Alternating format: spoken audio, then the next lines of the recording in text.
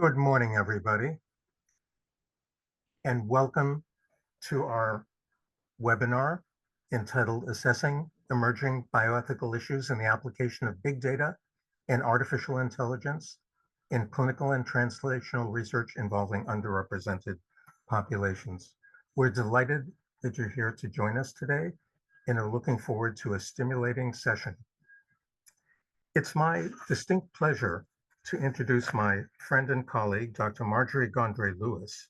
Dr. Gondry-Lewis is one of the co-principal investigators, what we refer to as an MPI, of the Georgetown Howard University Center for Clinical and Translational Science, which we refer to as GUTS, and is the associate director of the GUTS's KL2 Scholars Program.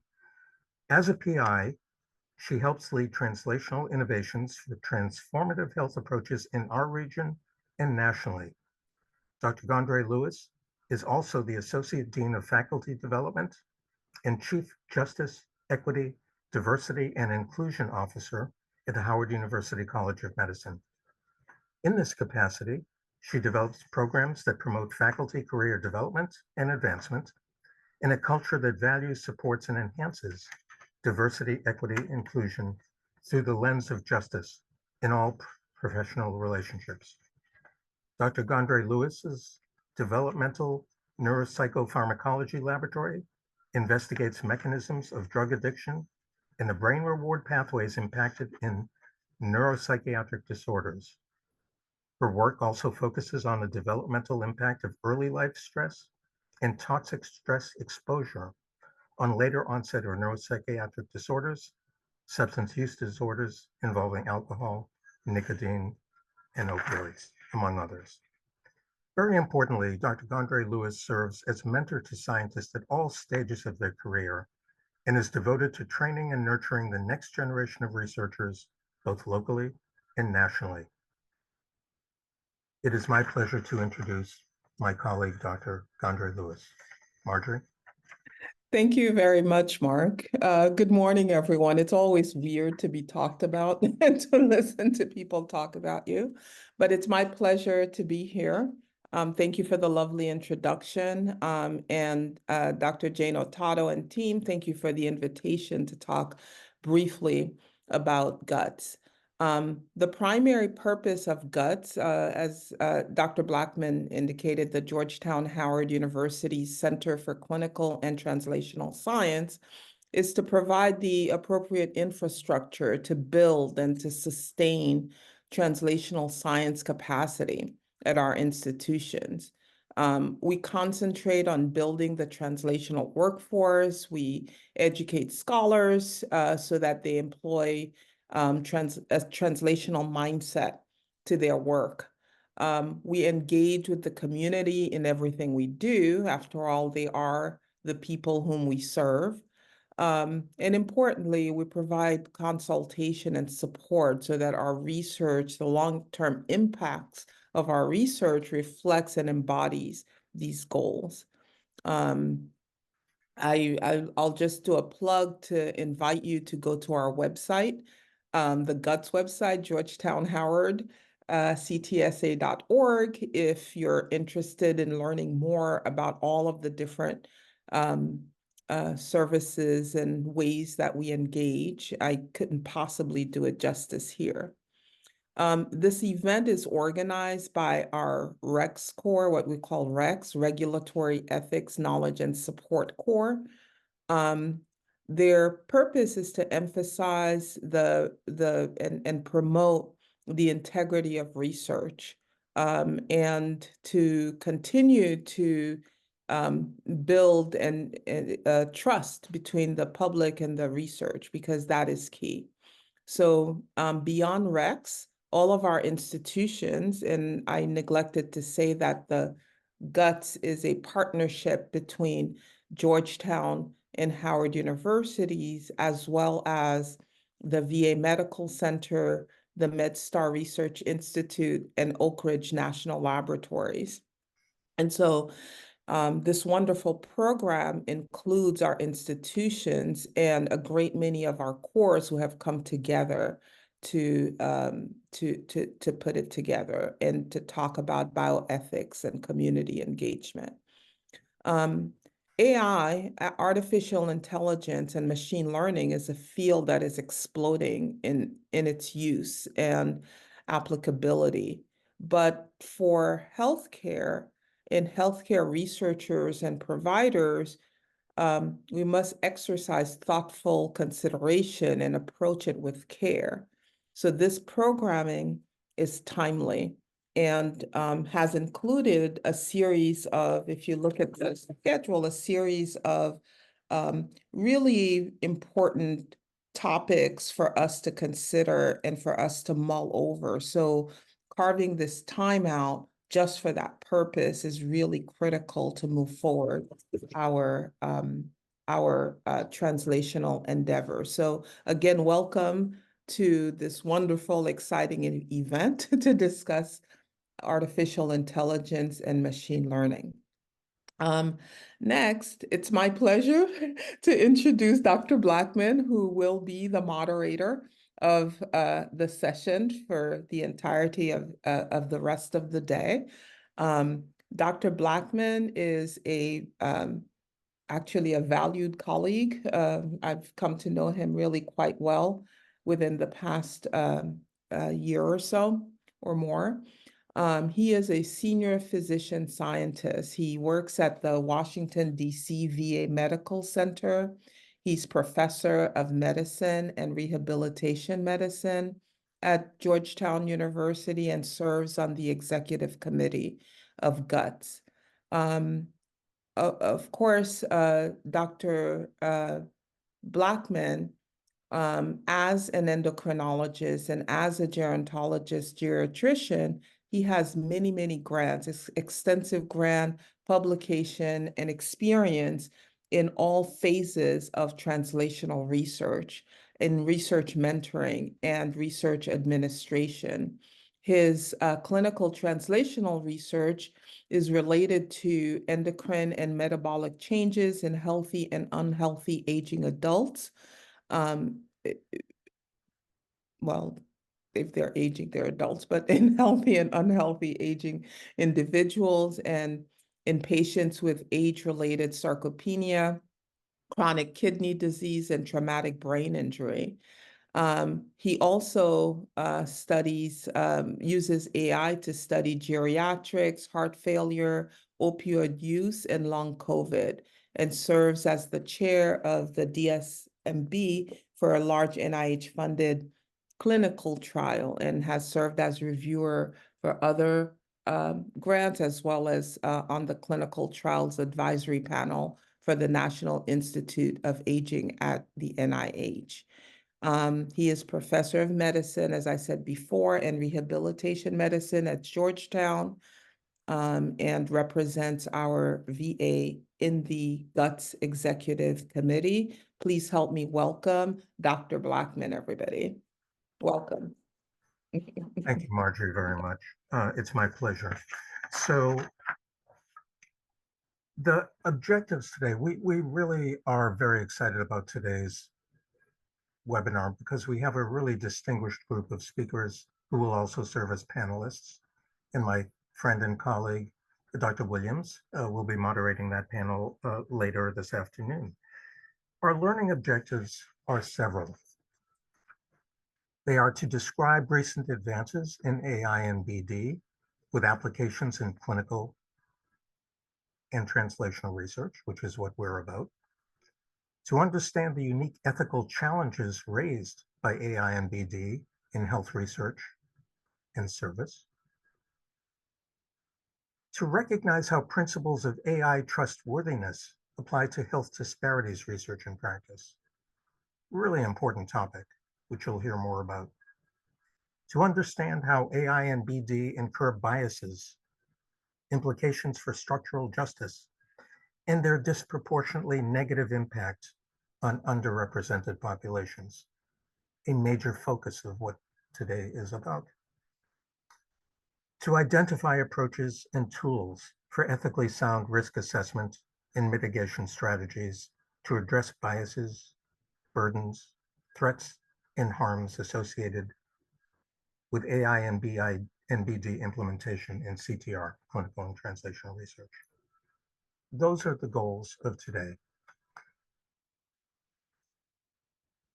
All of you who are attending, and we are delighted and welcome all of you to join us, have received and have had access to a survey questionnaire, which I hope you've all filled out prior to this meeting. Later in the conference, I'm going to ask you at the conclusion to fill that same survey out again, so that you and we together can decide what we've learned from today's important exercise. I'd like to now turn to introduce the first of our four illustrious speakers, and it really is a distinct pleasure to introduce Dr. Christos Makridis.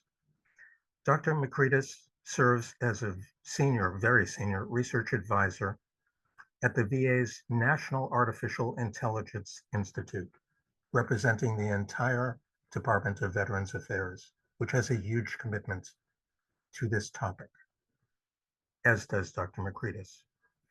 He also serves an associate research professor at Arizona State University, a visiting faculty member at the University of Nicosia, and holds appointments at the Vienna University of Economics and Business, Stanford University, and Baylor University.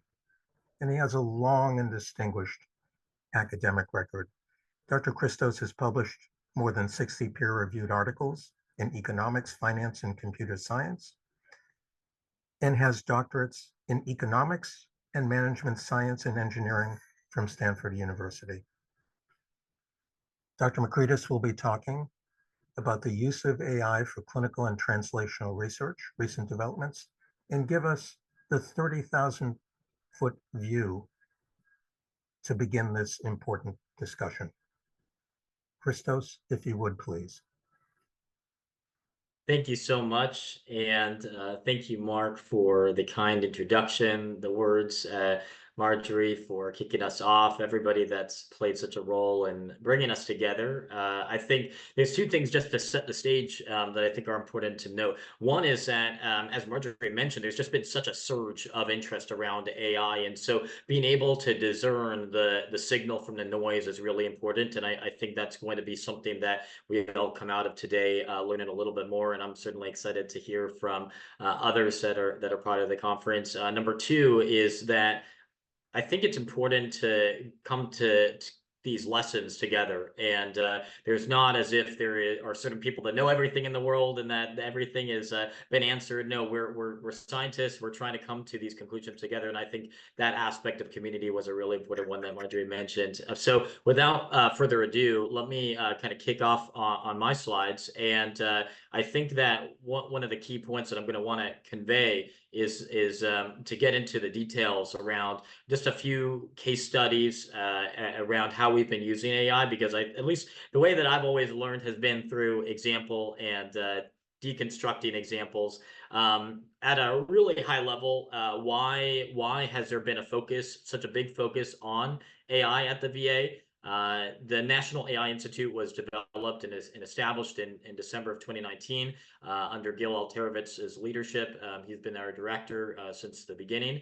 The VA has such a diversity of data, many patients, really detailed records, and it's also a training ground for so many clinicians or future clinicians across the country. And so it's one of the potentially best places to really study AI. And so sometimes when I share with people about some of the things that we're doing, they wonder, okay, why VA? I mean, maybe Department of Commerce or something like that, but VA is such a unique place to study this. And I would also say that we're also in a unique position because of these collaborations between research and clinicians. And so individuals like Mark and Marjorie that are able to come in and have this bridge between universities and the VA is extremely unique and something that most agencies just don't have. So I know I'm kind of preaching to the choir and sharing about AI, the VA, so I won't toot that horn too much. But let me dive into a couple more substantive issues. There's going to be maybe 3 phases of the slides over the next 30 minutes, and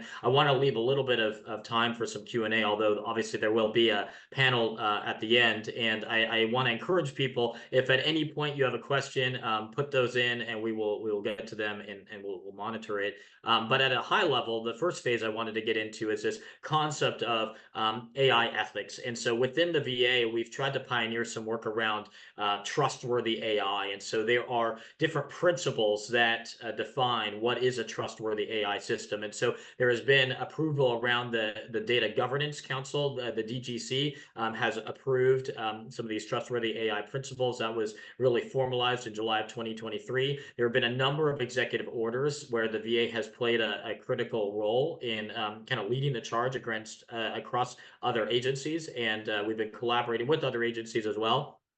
The AI Bill of Rights has been a very important one. One of the areas that we've tried to make progress around is mapping these principles that we probably all agree on around accessibility, understandability, and this transparency, and then mapping that to practice. Because sometimes I think in practice where things get a little bit hung up is where there is a ideal, but then how do you actually map that to reality? And so we have these federal trustworthy AI frameworks. On the left-hand panel, you can see a number of these. So there's just been a lot of guidance. And then what we came in with was, let's try to harmonize what is the common denominator across all of these different frameworks. Because it's tricky if every agency, every unit has a different taxonomy for describing the same things. It would be as if in the United States, if we're all speaking different dialects and we don't understand each other. So we need a common language to describe where we are heading, and then we can map that to practice. And so now what we've been doing is implementation guidance around this harmonized trustworthy AI framework, where there's a common intake and there are common principles that projects are benchmarked around. So an example of this is a paper that we have under review called From Theory to Practice, Harmonizing Taxonomies of Trustworthy AI, where we go through many different taxonomies that are out there and then identify kind of the lowest common denominator and try to create a single framework that can be applied more generally.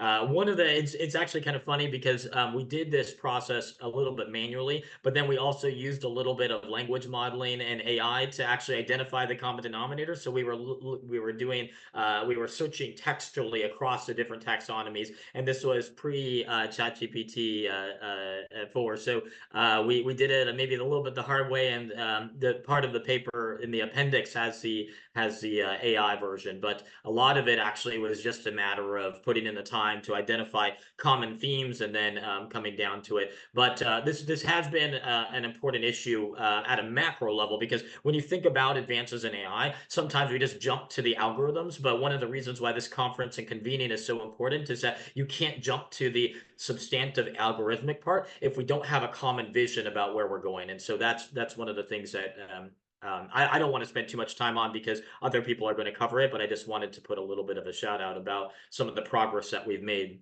Naturally, the question arises, how do we actually govern the implementation of these broad ideals that come out in practice? And so one of the articles that we published in the Journal of Science and Public Policy came out with this vision of, what if we could decentralize some of the decision making, where there's a unified vision that we're all kind of moving forward over, but the contextual application will vary based on things like the city, the population that you're serving, the subject matter expertise, because clinicians vary in there, and I mean, we all vary in our subject matter expertise. And so in this paper, we kind of suggested that as things in the world become more complex, that decentralized governance can offer a lot of value. And so the political science literature, and one of the Nobel laureates, Elinor Ostrom, from some years ago, pioneered this concept of polycentricity, where you have multiple different stakeholders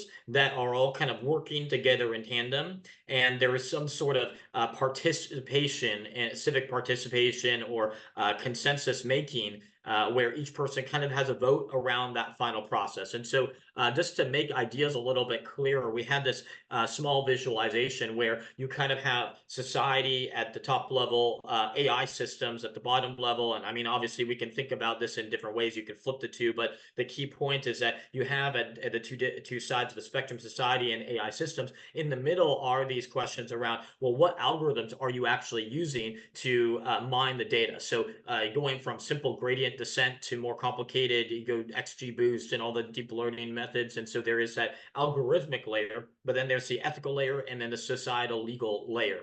And as we're seeing this kind of playing out societally, there are these deep questions around intellectual property and the large language models, the foundation models that have been developed. Where are they training from? And so all of that needs to happen. And the question is, how do we actually achieve some level of consensus when there are many different stakeholders? There's lots of different opinions. And so you think about decentralized governance bodies as helping to coordinate the flow of information and the evaluation. And so within the VA, we're really well suited to do some sort of decentralized governance because of the collaborations with local universities. And the example with Georgetown and Howard University is perfect for this. And so we can come together, achieve some sort of new knowledge and revelation and consensus, and then that feeds into different other different layers of the system.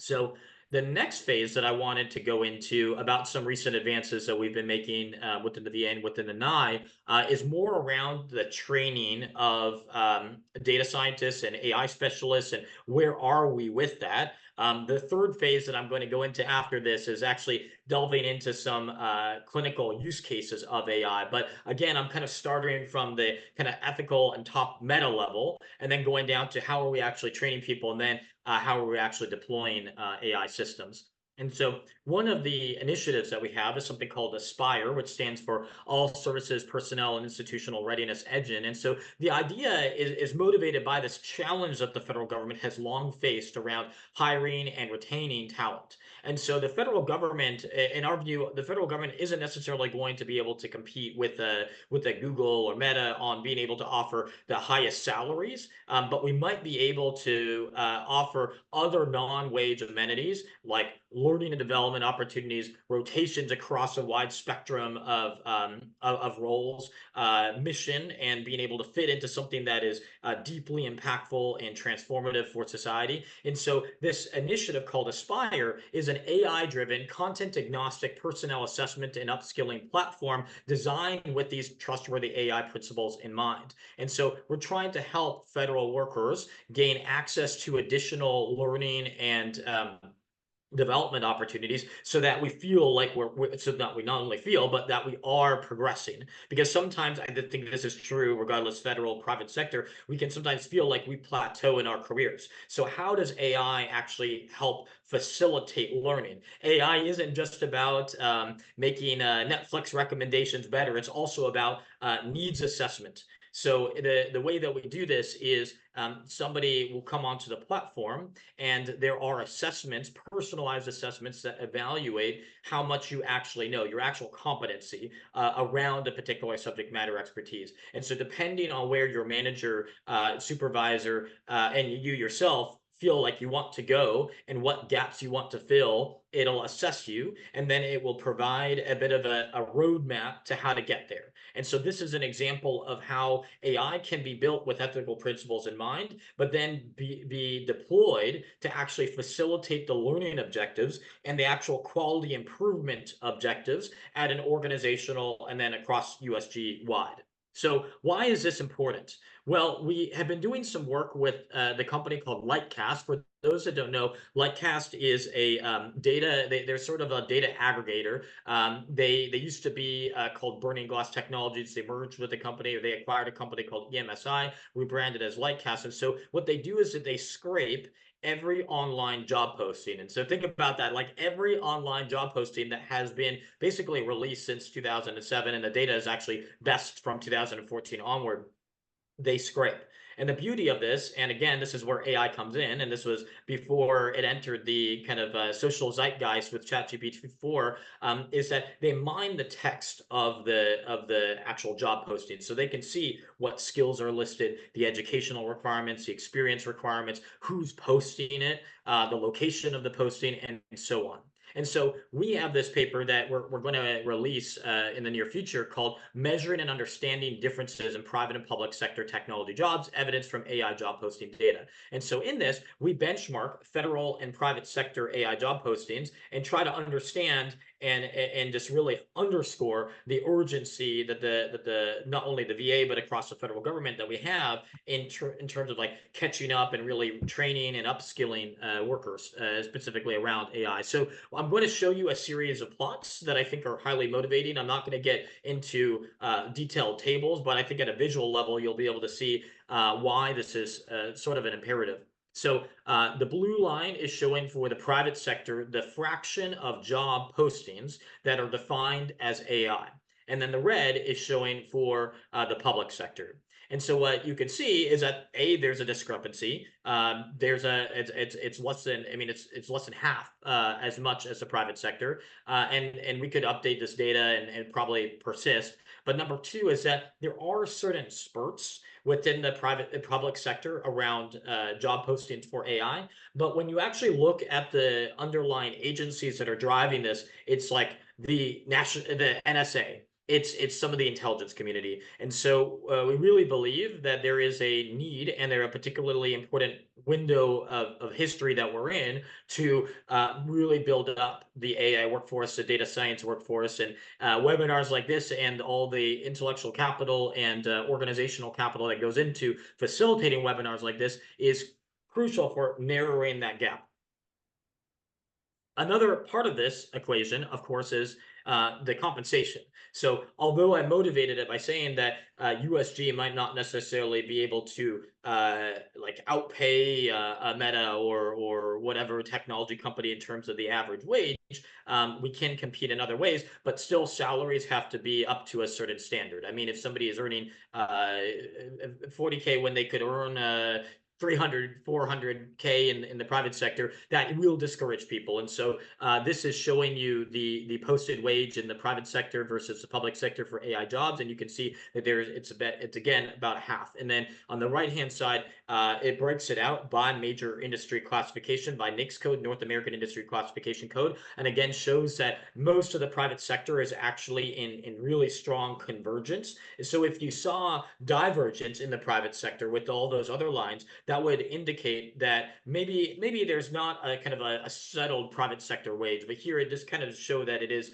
convergent in the private sector. And this is one area where federal government does need to kind of work on to be a little bit more competitive. Another plot that highlights, I think, the unique nature of training for AI is that it's moving so fast that educational institutions aren't always able to keep up on the curriculum side. And so I say this like having 2 doctorates and having 7 different degrees and doing this in Silicon Valley is that even the classes in Silicon Valley and Stanford and all these different places don't necessarily keep up. There are certain faculty that do make an intentional effort, but at a university-wide level, it is a slower moving process. And so I want to focus on the right panel where this is focusing on job postings within technical career areas. This is a job posting where you are trying to hire basically an AI specialist to do something technical. The left-hand panel, which I'm not going to talk about, but is just interesting, is if you're hiring for AI in maybe a non-technical area. So it might be more managerial, leadership focused, and you still but you might draw from the AI talent pool. The part that I want to focus on, though, on the right-hand side, is the wedge between the associate's degree and the no listed educational requirement. So at the bottom of on this panel B, it shows the private sector has nearly double the proportion of AI job postings that have no listed educational requirement. What this is telling you is that that things are moving so fast that in the private sector, they don't really say, oh, you need to have a master's degree, a bachelor's degree, or any sort of degree. There are more needs assessments and competency assessments to actually see whether you're able to do the job, regardless of whether you have a master's in computer science, PhD in computer science from Stanford, Berkeley, or whatever university. So, and then secondly, on the associate's degree side, I thought this was very interesting and probably a positive, is that there's a greater reliance on associate's degree and community colleges. And I think that it's so important to leverage the community college ecosystem, because they are, I think, sort of underutilized, in that they are a shorter, more versatile, and less costly way for many learners to acquire the skills that they need to acquire. The next set of things that I wanted to go into, and again, I realized we're moving kind of quickly today, so I'm going to move fast myself, but by all means, do put questions down if people have any. What I now want to go into is uses of AI within the NAII and within the VA, where we have been learning about the underlying populations that we're trying to serve. And so I'm going to take you through, if time permits, 3 different use cases, and then happy, and especially in the panel, to go in more depth if people have questions. So in the first, we wanted to answer the question of how have veterans actually done over the pandemic. And so we worked with data from Gallup. Gallup had a survey that went out in 2020, and it was surveying about 1,000 people every day, and then it kind of narrowed, and it became less frequent and smaller samples. But this allows us to understand some of the distributional effects across the population, and we used AI to answer these questions. So the first interesting result was that we ran statistical models that regressed, that basically tried to predict weekly earnings or as one outcome variable, and employment status as another outcome variable on whether you're a veteran. And then we observe the period during COVID-19, because we have a pre and a post period as well. And then veteran status, we interact the two. So without going into the details too much, we built a fairly sophisticated model to predict earnings and employment as a function of veteran status and the COVID period. And what we found was that veterans actually didn't fare any worse during the COVID-19 period, it looked like, in terms of earnings. And that so that's basically row 3 is showing that there is no statistically significant difference between veterans and non-veterans during this period, and that if anything, it looks like veterans kind of earn a little bit more overall. However, this is the important component, this is the important other side of the coin, is that while veterans conditional on having a job earn a little bit higher earnings, and it doesn't seem like they were adversely affected during this period, employment status and the probability of being employed is lower. And the other caveat to this that is really important to underscore is that it could be that the survey quality changed during the pandemic, i.e. the respondents that were answering the survey, especially veterans, non-veterans, that there became extra selection effects during this period. We tried to validate this both using the American Time Use Survey and the Current Population Survey, and we also looked at the Census Bureau's American Community Survey. So we tried to do as much as we could, but nonetheless, it is nonetheless a concern. We also looked at well-being and veteran status, and again, just showing across a couple different indicators, a measure of life satisfaction. It's on a scale of 0 to 10, and people are rating that. We found that veterans were more likely to rate higher life satisfaction during the pandemic, again, which was a big surprise to us, because we were actually expecting, because they're an underserved group, and a particularly more vulnerable group, tend to be a little bit older, tend to, I mean, having served, there's more likely to be health challenges.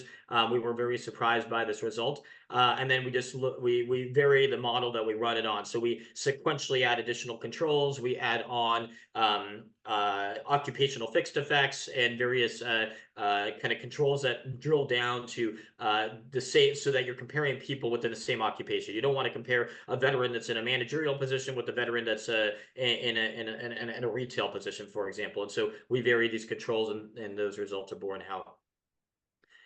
The last piece of this kind of puzzle that we wanted to understand is, what role do VA medical centers play in understanding this dispersion that we see in earnings and well-being. And so what we did is for every VA medical center, we computed we looked at the latitude, longitude of the center, and then we computed the distance between it and the zip code of the individual responding in the survey. So we took basically the center of each zip code based on the response in the survey, and then that distance, and then we interacted that with veteran status. And so what we found is that the closer veterans were to the VA medical center, the higher well-being that they had. Or in this case, the way that the coefficients are presented here is that the further away that you are, the lower the well-being. And so what this underscores, again, is the critical role that community plays. And so even in this digital era that we live in, and technology is hugely important, and things like the webinar connecting us and being able to all participate in this without having to be in the same room,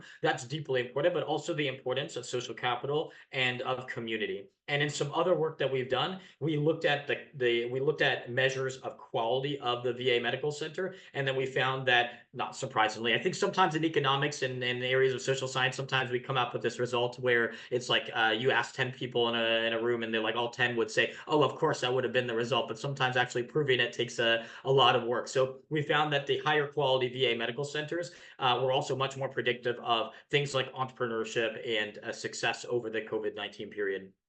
Okay, so that was more of a social science example. Now, in the same spirit of this phase 3 of AI use cases in the VA, I'm going to turn to a more clinical medical example. And this is a very interesting example because there were a lot of lessons that we learned from this.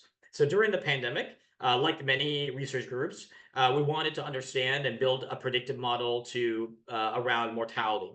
And so we used the corporate data warehouse, the CDW, to build a predictive model around COVID-19 mortality as a function of many different characteristics, not only lab results that people are getting as they come into the facility, but also socioeconomic characteristics, and in particularly wanted to understand the power of location. So if you're in a particular zip code or census tract, how do the characteristics of that area predict how well you are going to be doing? And so we ended up publishing this in BMJ, Health Care and Informatics, and we ran a number of diagnostics to understand the predictive power of our different methods, and so this just provides a little bit of visualization. Again, I don't want to get too technical on all this, but we looked at error rates, and they were okay. Like these are not bad error rates when you look at ROC curves that are like 0.8 or so. I mean, it's not great. You don't want to be making a ton of decision making when you don't have a huge level of confidence. But one of the things that we found was that there became this discrepancy between precision and the AUROC. And if you only look at AUROC, you think that the predictive model is actually quite good. But one of the reasons for that is that when you have a binary variable where there is unevenness in the distribution, like you have 95% of the people that are okay and 5% of the people that are diagnosed, let's say, with COVID-19, then what you can get is an average result that looks okay, but then in reality, there's a lot of like false negatives and so on. And so looking at these 4 different metrics in their entirety is important. We ended up designing a dashboard to actually help clinicians make decisions. And the idea was, there is so much information that clinicians are being bombarded with. What if we could do some dimensionality reduction for them, i.e. feed all this information into a predictive model, and out comes a like risk factor that enumerates, here are the top 5 things that are predictive of mortality. This is maybe what you can concentrate on. So we're still, it's human in the loop, in that we're still empowering the clinician, but simultaneously we're helping them process this tough cognitive load. And so anyways, you can see, so there's like a risk score where we predict mortality, and you can see the different factors in red that are coming up as important. And what we found was was that this model ended up declining in quality as the variants emerged. And so one of the lessons that we learned was what I already said around, you don't want to just look at the raw curve. You also want to look at like F1, precision, et cetera, and look at things together. You also want to compute these scores by bracket, by demographic bracket, socioeconomic bracket, et cetera, because you might be, and this is going to come up over the course of the day, is that you might be predicting okay for one category, but not for another category. And so you don't want to just look at the average and say, oh, well, this is a really good model, when in reality, you're totally missing the boat for one of the subpopulations. And then number two is that if you're going to roll this out, it's really important to have the right processes in place so that you don't scale too quickly. You want to figure out, you want to have some plan B in place. And that's kind of what we did, is that we empowered clinicians, but simultaneously we relied on their expert judgment. The last thing that I want to go into in the remaining and Mark should jump in if I should stop here. But the last example that I wanted to give is around the importance of socioeconomic characteristics, because in the medical community, we oftentimes can focus heavily on the data that's readily available. But one of the realities is that there are many data sets that are also available across federal agencies that we can merge into our different data sets and potentially increase our predictive power. So we published this paper in Computers in Biology and Medicine, and we were trying to understand the importance of socioeconomic factors in predicting well-being among veterans. And just to get into a little bit of the details, we looked at things like the change in the poverty rate among people over the age of 65 within a zip code. So this was a critical part. We had this data on well-being from Gallup, and we can see the zip code that the individuals are responding from. And so we can match in data from the Census Bureau, and we can look at decadal changes, we can look at year-to-year changes, and so on. And so what is happening at a local level might be very informative about some broader environmental conditions that an individual faces before they ever step foot into a VA medical center. Not surprisingly, age matters. Not surprisingly, the total population and density matters of an area. So there are some things here that jump out and being like, oh, of course, age matters. But there are also other things that are maybe not counterintuitive, but just like, oh, that's interesting. And so the change in the poverty rate is important. The industry composition is important. The educational composition of an area is important. And all those factors might be useful to take into account when we're building medical models, especially around the socioeconomic and distributional effects of AI rollouts. And we tested that on a number of different algorithms. We did, we used like XGBoost. We did a linear logistic model. We did a support vector model, and that was that. Let's see. There we go. We also looked at other measures, not only related to the area that the individual is in, but we also built a predictive model where people are responding in a survey about how their outlooks about their life. So the degree to which they feel that their life has purpose, their financial well-being, and then obviously other kind of demographic variables that are not surprising. But what really jumped out was that when we were doing this feature importance, we found that purpose, this degree to which people feel like their life has purpose, was so predictive. And I just think that this is like a really important point that at least resonated with me, was that when we focus on medical variables, is like this community and relational aspect of the mental state that somebody is in. And that, I think, it applies to us all. So again, I don't think it comes too much as a surprise. For those that want to really learn a lot more about all the things that we're doing, we published this paper in the annual review of biomedical data science, and it was part of a special issue, and it enumerates a bunch of different projects. And I'm just going to run through this very waving my hands and not go into too much more detail, but just kind of as we land the plane, saying that there's a lot of different R&D projects that the VA is doing. And one of the beauties is that there is a little bit more decentralization because of the rich relationships with different universities and kind of this bridge that clinicians and faculty have at universities. We have the Million Veteran Program, which is not specific to cancer, but we're using AI to see how genes, lifestyle, military experiences, exposure, et cetera, all predict these particular outcomes. And again, as a demonstration of how socioeconomic factors might influence long-run outcomes. We have something called the Lung Precision Oncology Program across many different hub locations. We have something called AI tech sprints, where the VA partners with private sector to sometimes share data, and then sort of in a competition-like format, private sector competes around a mutually agreed upon target. And so in one sense, they're sort of like a hackathon in the computer science space. And we have different objectives for each tech sprint. So it might be about voice to medical documentation. And so I think this is a really exciting area where we can think about translational AI, because we have these mutual goals. Private sector might want to test an idea, and they're able to test their algorithm using some novel data. And as long as we can figure out a way to share in a privacy preserving way and come together, there's a really strong win-win. So with that, I just want to say thank you for your attentiveness. Thank you to Mark, Marjorie, Lon, everybody that's been organizing, Claudia. I'm really looking forward to hearing Asia's presentation as well. And with that, let me pause. I think I'll turn the computer back over to Elon. And yeah, Mark, in case you want to say anything or jump in. Oh, Mark, you're still on mute. Muted, Mark. There we go. Thank you very much, Christos. I would just mention to everybody, if you have questions for Dr. Makridis, please enter them into the Q&A, and he will address them at a later point. And that goes for each of our discussants. In the next several talks, it would be good if each of the presenters left 5 or 10 minutes for Q&A actively.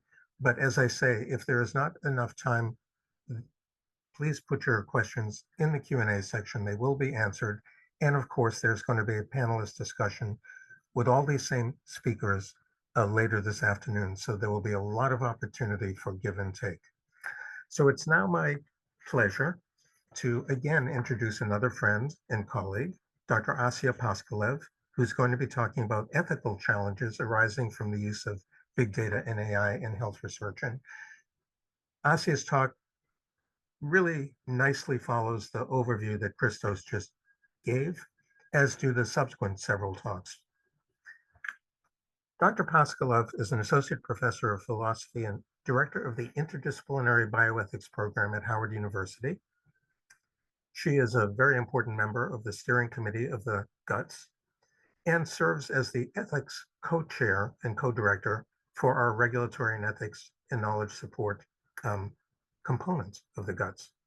Dr. Paskalev is a board member of the National Association for Clinical and Translational Science on the national level, and a member of the Medical Academy of Washington, D.C. She's a book series editor for Perspectives in Bioethics, and is a co-editor of an edited collection, Ethical Issues of the SARS-CoV-2 outbreak in East Central Europe and beyond.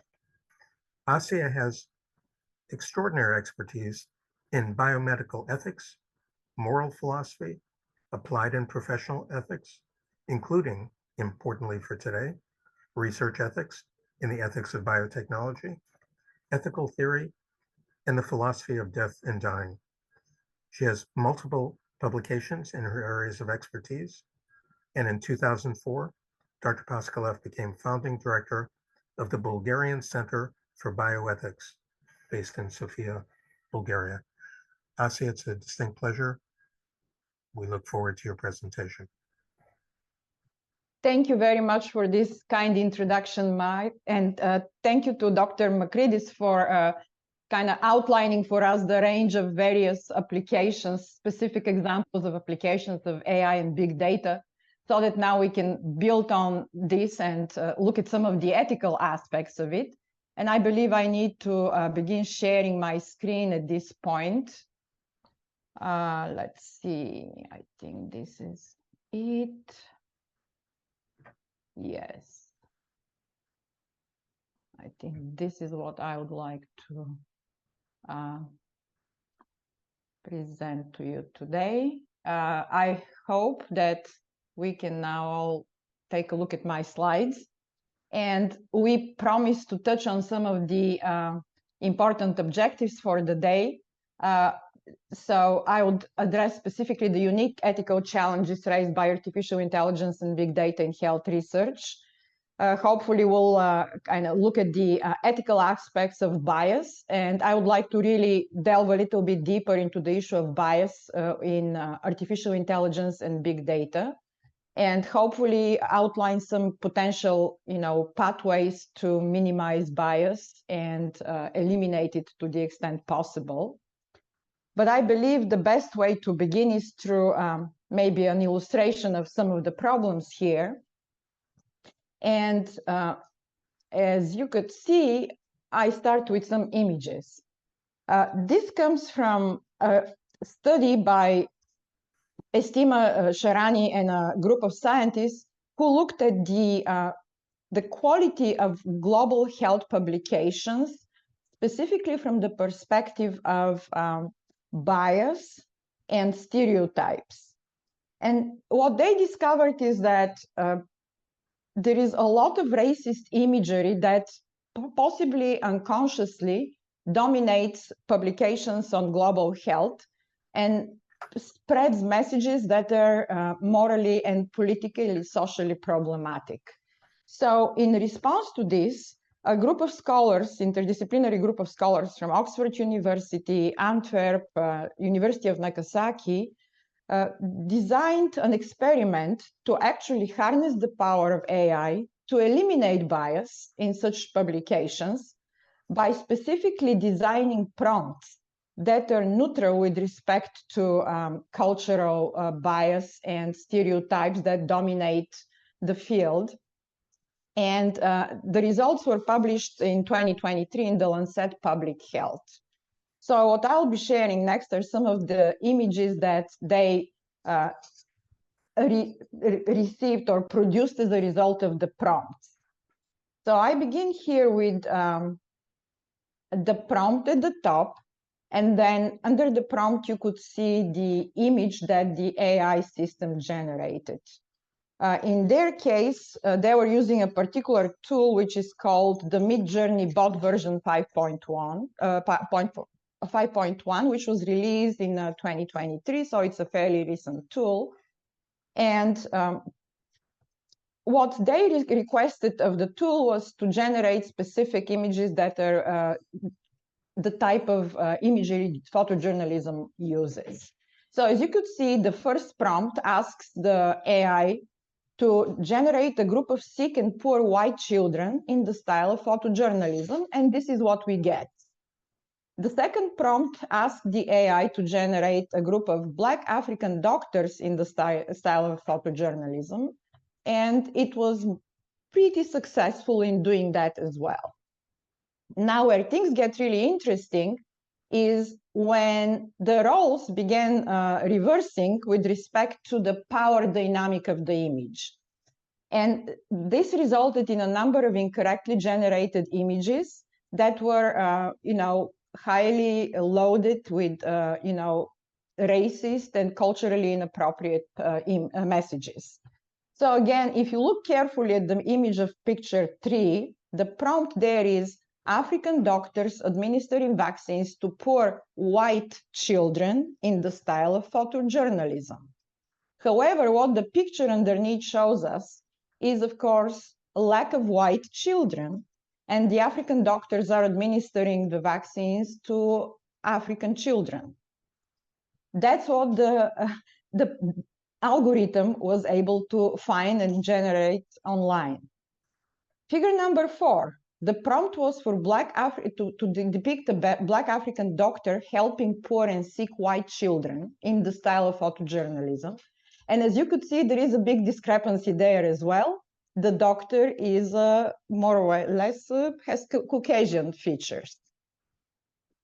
Now, this is with an intention of the developers to correct this. So the intention, the prompt is designed in a way where racism should be eliminated. The result is the opposite. And these two illustrations also go to show that we have a prompt asking for a traditional African healer to be depicted helping poor and sick white children. And they're also reversed once again along traditional power and racist lines, where we have a white doctor wearing African clothing and the children are Black. And the last one, traditional African healer is helping a white child in a hospital. Again, we see these, images where the white child is kind of dressed in traditional African attire. So another thing that was detected in this experiment was that when a prompt was given for HIV patients receiving care to be portrayed, all of the images were associated with Black persons. So although we know that HIV patients are not exclusively Black at all, there is a negative stereotype that was captured by the algorithm. And the last one, doctors helping children in Africa. Just the mention of Africa brought an exotic animal in the background. It's not part of the prompt at all, but it comes to illustrate that there is a lot of cultural and political and social stereotypes that artificial intelligence cannot avoid, cannot detect, and keeps reproducing. So some of the conclusions from the study led by Alienchev were that artificial intelligence actually generates images with exaggerated culturally offensive features. As I mentioned, HIV status was grouped together with Blackness. The developer couldn't achieve the goal of inverting the stereotypes despite the intention. And this all raises at least two serious ethical questions for the global health community. The first one is, what is our responsibility for reinforcing or challenging stereotypes regarding socially marginalized groups? And also, who is accountable for generating these visuals and the potential transgressions? So with this in mind, I would like to delve a little bit deeper into the question of bias, because there are multiple ethical issues that arise with respect to artificial intelligence. Of course, they have to do with the quality of data, with their potential applications in various spheres of activity. But I think the question of bias is one that's been kind of receiving more and more attention because of the wide range of application of artificial intelligence, which would allow bias then to infect various spheres of our activities, social, political, and especially when it comes to healthcare, where we operate with highly sensitive data. So looking at the question of bias, we can distinguish two types of biases. One is conscious bias, and the other is unconscious bias. So the conscious or explicit bias is a type of bias where the individual who carries it is actually aware of the bias. It could be something as simple as my preference for a particular, say, team. Or it could be something more deeply rooted and something that people may not be willing to share, but they are aware of particular preference along the lines of sexual orientation, gender, and so on. Unconscious bias, on the other hand, is an automatic reaction that we are not always aware of. And these are attitudes and stereotypes that can negatively impact on understanding, actions, and decision making without our conscious awareness of them. So I think a working definition of bias is that this is an inclination, prejudice, or preference, a tendency towards or against a person, group, thing, idea, or belief. One important feature of biases is that they are, of course, based on stereotypes rather than knowledge or experience. And usually they're learned, although sometimes people argue could be innate. So what are some of the common types of biases? I mean, obviously from the examples that I already mentioned, race and ethnicity is a source of bias, as well as gender, religious orientation, national and sexual orientation, as well as socioeconomic status or educational background.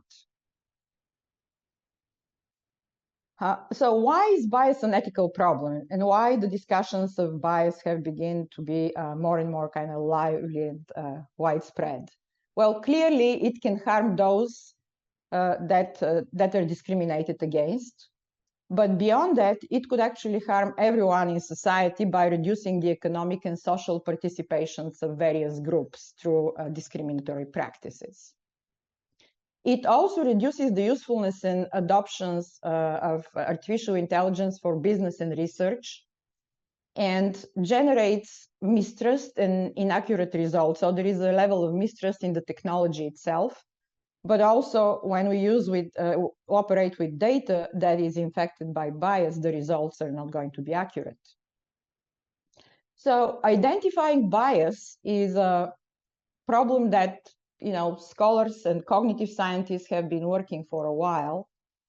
And with respect to implicit bias, which seems to be especially elusive, there is a very interesting effort or coalition of scholars working on implicit bias through the Implicit Association project that was originally started at Harvard, and many other institutions have joined today.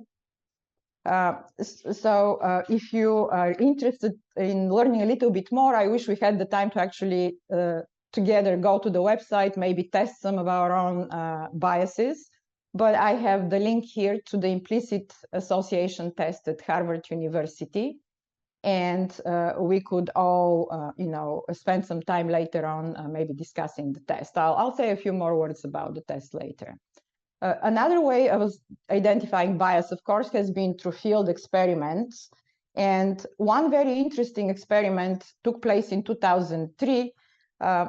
It was designed by Marianne Burton and Moihan Sandel, and it's called Are Emily and Greg More Employable Than Lakeisha and Jamal? A field experiment on labor market discrimination. So while this is not a case of healthcare research, it gives us a sense of the subtle ways in which discrimination works in general, and we should be especially concerned about what this could do in the field of healthcare.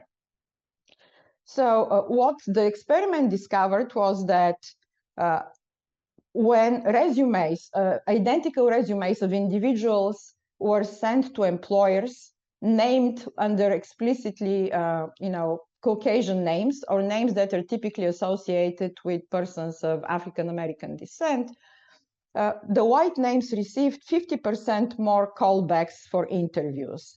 And also the race effects on the benefits of a better resume were also remarkable.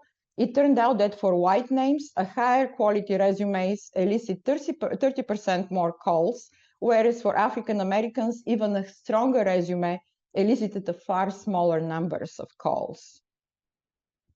So this raises the question of how can bias actually enter algorithms? And there are several different pathways for this to happen. The first one is when we are dealing with biased human decisions. And as we already noticed, there are implicit and explicit ways in which we as humans could be biased. However, another aspect is through the data that's being used to feed the algorithms, which itself could reflect certain historical or social inequalities. And even when sensitive variables such as race and gender or sexual orientations are removed, as we saw in the example with the public health publications, this does not guarantee in any way that the data is going to be bias-free, even after the intentional effort is made to neutralize those negative influences. So a famous example here, without belaboring too much, is the Amazon hiring algorithm that became known for selecting primarily male candidates for jobs at Amazon. And so that led to the discontinuation of the algorithm. But the underlying reason was that the keywords that the algorithm was selecting for were keywords that were primarily found in male resumes.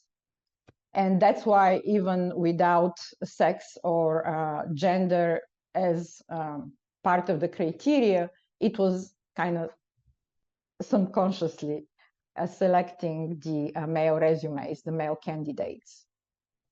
Now, speaking of flawed data, one of my favorite examples is the illustration, and like a big warning is the example of the skin detecting apps distributed for cell phones for individuals to try and self-diagnose lesions. The specific examples was with skin tone. And so an app was designed by programmers to enable individuals to just take a picture of the lesion and then compare to a huge database run by images available through Google to allow persons to identify the lesions at risk. The result was that the algorithm worked with a relative accuracy for individuals with lighter skin, but as the skin got darker, it became more and more difficult to produce accurate results. Now, the kind of the unfortunate result was that the app was actually intended to be sent to Africa, where individuals don't always have readily available access to healthcare. And it poorly misfired because it led to misdiagnosis by the very design of the algorithm. So this kind of raises the question of how what we could do to minimize and prevent bias in machine learning and artificial intelligence. And one of the suggestions has been to actually harness the power of artificial intelligence itself to improve on traditional human decision making and to serve as a check against human generated biases. Another suggestion coming from industry leaders is to accelerate the progress in addressing bias and aim for fairness. But the major challenge here is that we no longer deal with a technical question. This becomes a social, political, philosophical question, namely, what is fairness? How do we define fairness? And there are various techniques offered to ensure fairness in artificial intelligence systems. I know that our next speaker, Al Libin, is going to expand on this topic more extensively. I'll just touch on a few points. The first one is by processing the data beforehand, altering the system's decisions afterwards, incorporating fairness definitions into the training process itself. But again, we're kind of back to step one, which is like, how do we define fairness? Whose interests are going to be protected? There is also an interesting suggestion that we could use a concept called counterfactual fairness, which ensures that the model's decisions are the same in a counterfactual words where sensitive attributes such as race, gender, sexual orientation has been changed, and then comparing the results from the real world data with these counterfactual world results. Now, all of this leaves us with some important questions to consider. The first one is, if we're concerned about eliminating bias, we have to ask first and foremost, where is the data coming from? The data that we're using, where does it come from? Does it generalize to the population that the tool intends to serve? As we saw with the King cancel algorithm, that was not the case. Also, it's important to be mindful of the research methods behind the data collection and the limitations introduced through it, and also whether developers are making appropriate inferences from the data. Now, one of the big challenges, and I'm sure that maybe this would be addressed in some of the more technical presentations, is that there is the black box issues, namely that even developers cannot always understand how the algorithm makes its selections, and especially with these self-learning processes going on, it is not always clear if an error occurs, how it could be identified, tracked, and accounted for. There is also suggestions when it comes to uses of artificial intelligence algorithms and tools in healthcare and research that probably developers should be held to standards similar as healthcare providers in terms of their professional roles, obligations, both legally and morally. And this is a quote that comes from a leader in the AI field, Luxon, who says, even if we give a system the best available data, the AI may still do things that are unpredictable. So that's the concern with the black box issues. So while the challenges that I mentioned so far are more along the lines of technical issues, there are some non-technical challenges that also have to be addressed. Sorry. So the first one is how to determine when a system is sufficiently fair to be released. So that's a matter of like adequacy, and it's a value judgment as opposed to a technical judgment when or what % of reliability is sufficient for the system to be utilized. And then in which situations, if any, should fully automated decision-making even be permissible? The European Union has been working quite seriously for some time now to ensure that important decisions concerning not just healthcare, but anything that concerns employment, hiring, loan applications, and so on, momentous decisions from the point of view of the individuals, none of this should be done fully automated without a human in the loop and a human kind of assessment at the end. And so that every individual who's been denied employment or a loan or some other social benefit based on artificial intelligence and predictive algorithms has a recourse in requesting information and an accountability about the decision and the results. So there are some steps that professionals and management could actually take to minimize bias in artificial intelligence and machine learning.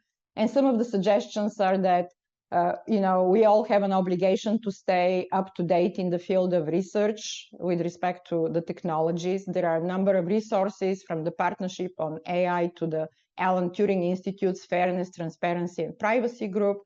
Google themselves have established, practices to mitigate bias. And we could see that with the release of one of their artificial intelligence tools a couple of weeks ago, Google failed in their own recommended practices.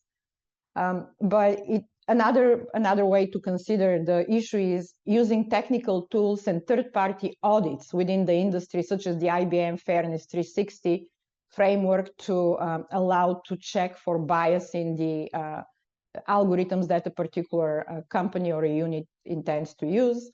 And then, of course, algorithms could be run alongside human decision makers to compare results and to utilize explainability techniques so that they could pinpoint where a model goes wrong. Of course, raising awareness by having conversations about potential human biases is very important. And another extremely useful way to counteract bias is to diversify the field of artificial intelligence itself by incorporating professionals from different ethnic and cultural background, as well as interdisciplinary teams to make decisions concerning various aspects of the activity. Of course, providing more data, taking multidisciplinary approach, and inviting stakeholders around the tables are also steps that are, of course, easier said than done. But hopefully, with the discussion today, we'll be able to kind of make a dent in that regard. So with this, I would like to close and leave some time for questions and answers now or later during the panel discussion. So thank you for your attention. Thank you, Asia, for a very thoughtful presentation. And we do have about 5 minutes for some questions. And again, I want to reinforce that if all questions that have yet to be addressed, if you put them in the Q&A, the individual speakers will at some point during the day or subsequently provide answers. And we are going to have a very detailed panel discussion this afternoon. So let me open the floor for some questions that may be directed right now to Dr. Paskalev.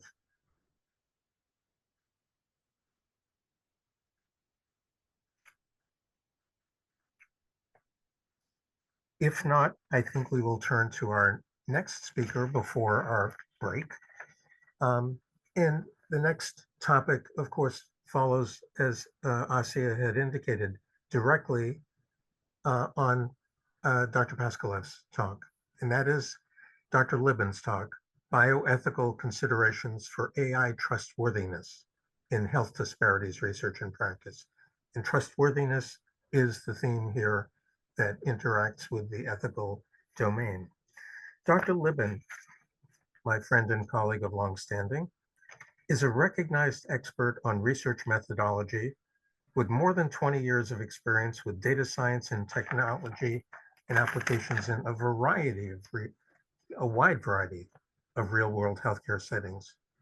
He holds positions, multiple, of scientific director at the Biostatistics and Research Design Core of the Guts, a really important role, research scientist with MedStar Health Research Institute, one of the project leads for our AR Learn Initiative team that is a component of the National Aim Ahead program, NIH funded, and is an associate professor in the Department of Rehab Medicine at Georgetown University Medical Center.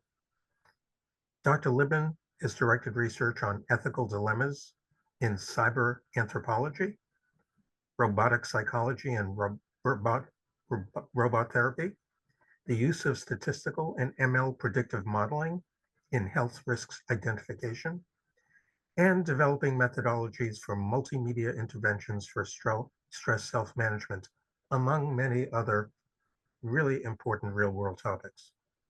He's well published in the field of interdisciplinary knowledge with more than 15 books and book chapters and many peer-reviewed publications. It's my pleasure to introduce Dr. Libben. Alex, we look forward to your presentation. Thank you. Thank you, Mark, for this inspiring introduction.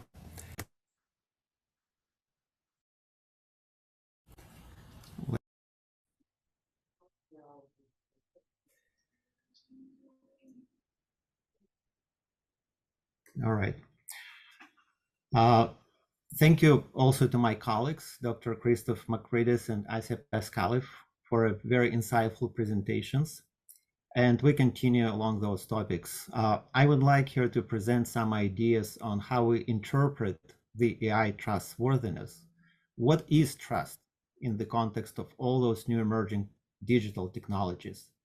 And why it is important to talk about AI trustworthiness principles. As Mark mentioned, I've been involved with the moral dilemmas in relations to the AI impact on our lives since 2001. And of course, I'll talk about some of those experiences as well. So now allow me to go off the camera so you can focus more on slides and not on my cosmic background.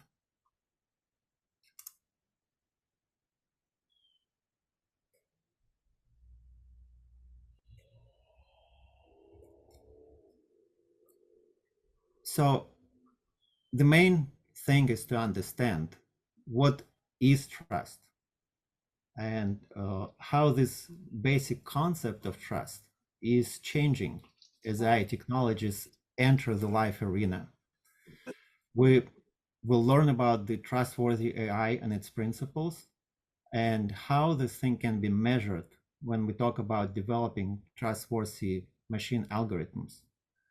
Of course, application is the main goal of all the efforts that go into the R&D, and we'll touch on the case studies from both computational and human trust perspectives, following the nice framework that our first presenter outlined.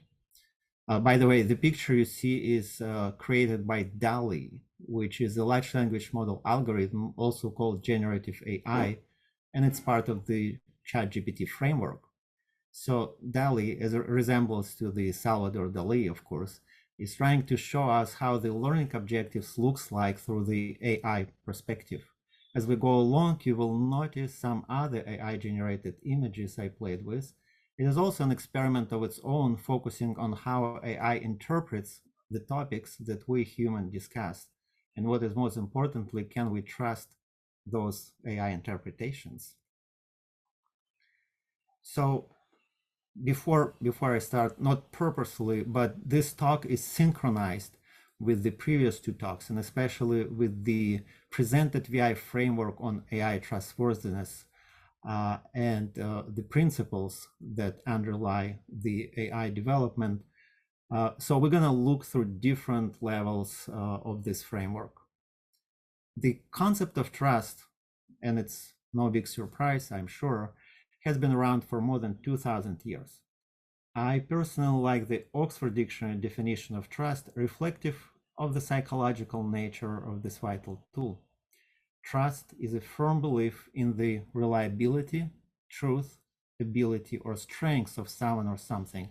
For instance, use it in the sentence, the relations have to be built on trust. By the way, it doesn't say human relations, which is important, I think, because the relations can be mediated by the machine or AI algorithm in our case.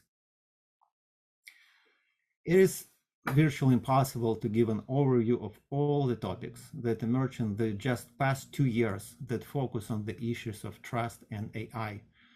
The topics range from experimental data, the science articles, to expert forums, to work in progress frameworks by the national institutions, and also the White House Federal Initiative on the Trustworthy AI. This overall schema depicts 3 major areas that we're going to focus on within the allocated time frame. Psychological trust is a major underlying theme. For instance, why stakeholders should believe in findings generated by the machine or a computer that runs AI-based algorithms.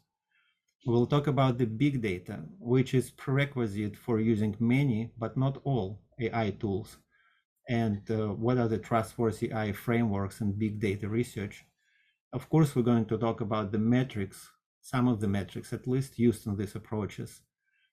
Finally, it is important to understand how do we as a research community and as a society in general apply the AI-based tools in healthcare practice with the goal to reduce health disparities, and what are the reasons for that.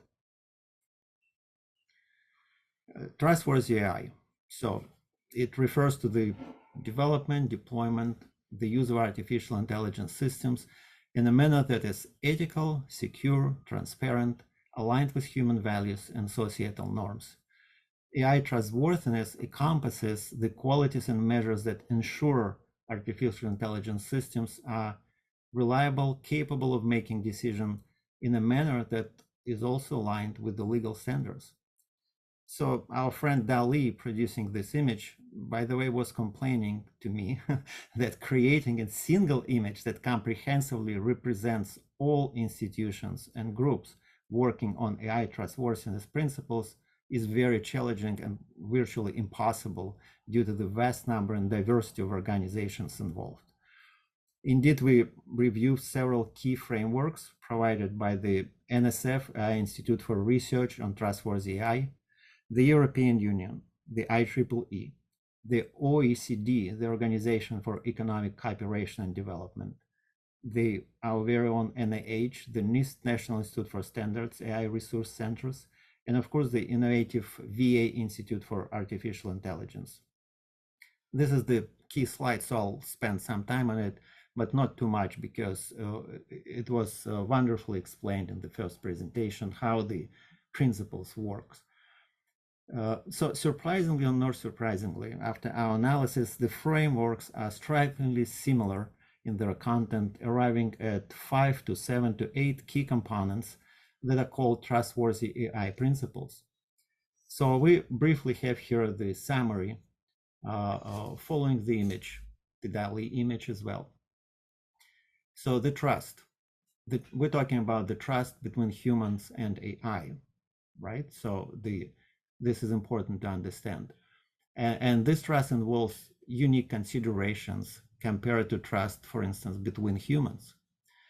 Building trust in AI systems requires addressing several key factors. Transparency. People are more likely to trust AI systems when they understand how decisions are made. Reliability and consistency. For AI to be trusted, it needs to perform reliably and consistently over time, and users need to see that AI systems can consistently deliver accurate, dependable results of actions. Explainability.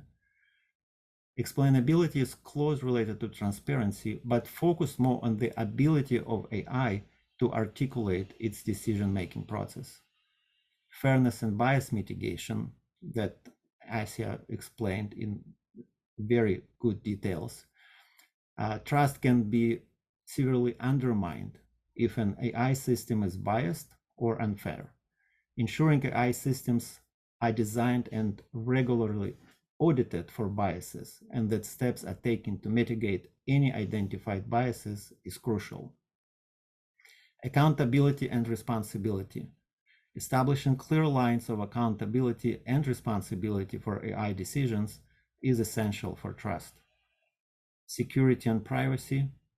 Trust in AI also involves confidence that the system is secure from attacks and that personal data used by the AI is handled respectfully and protected. And two more, alignment with human values and ethics. Again, very complicated question when it comes to the technologies. AI systems should be designed and operated in a manner that aligns with ethical principles and human values. So there's a big discussion if the AI systems are human-centered or data-centered or model-centered, and that's exactly how human values are understood in this context. And finally, user experiences. A positive, user-friendly experience can enhance trust, and we'll see it in one of our case studies with embodied AI. One of the most frequent questions that is asked in the forums like ours and many others devoted to the AI trustworthiness is how do we measure trust from a computational perspective? The first presentation gave us very good examples and use cases. But what we would like to add is that in addition to the big issue of community and stakeholder trust that is measured through valid psychological instruments, for instance, surveys and inventories, focusing on our perception and attitudes, the AI metrics is based on understanding how the algorithms work. So here I would like to focus your attention on a unique initiative developed by OECD, which stands for the Organization for Economic Cooperation and Development, which is, according to the definition by the US Department of State, is a unique forum where the governments of 37 countries collaborate to develop policy standards to promote sustainable economic growth. So among many other relevant tools, OECD developed an open source catalog of tools and metrics for trustworthy AI, which I found very useful. And this catalog helps AI actors to build and deploy AI systems that are trustworthy. As of today, the catalog lists 103, I think, yes, technical metrics and related use cases in various categories. For instance, metrics to remove bias, metrics for robust and secure data collection and processing, measuring model performance, measure fairness, metrics to measure privacy.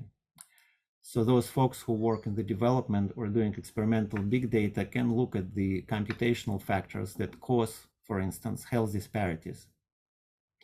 Among others, we'll talk about some of the metrics in our case studies, like area under the curve. But before we move to the trustworthy AI studies, let's take a look at three major areas of AI technologies applications in healthcare at the crossroad of trust and health disparities. We will use a definition of health disparities developed by the National Academy of Sciences, more specifically, a Committee on the Community-Based Solutions to Promote Health Equity in the United States, published in 2017. Health disparities are differences that exist among specific population groups, in that case in the United States, in the attainment of full health potential that can be measured by differences in incidence, prevalence, mortality, burden of disease, and other adverse health conditions. Three major areas where AI can help to achieve this are medical diagnostic procedures, treatments that incorporate, among others, embodied AI, for instance, brain interfaces for prosthetic arm or a robotic cat for persons with Alzheimer's, and various decision-making tools, the most common being dashboards developed as part of the digital twin platform, for instance, to provide big data information presented in a clinical friendly manner. So the next few slides will talk in details about 3 use cases where AI trust is explored following the framework developed by the VA Institute on Artificial Intelligence. So the big data, which is a computational level, a survey at societal level, and an intervention study, a randomized clinical study that looks at the individual level.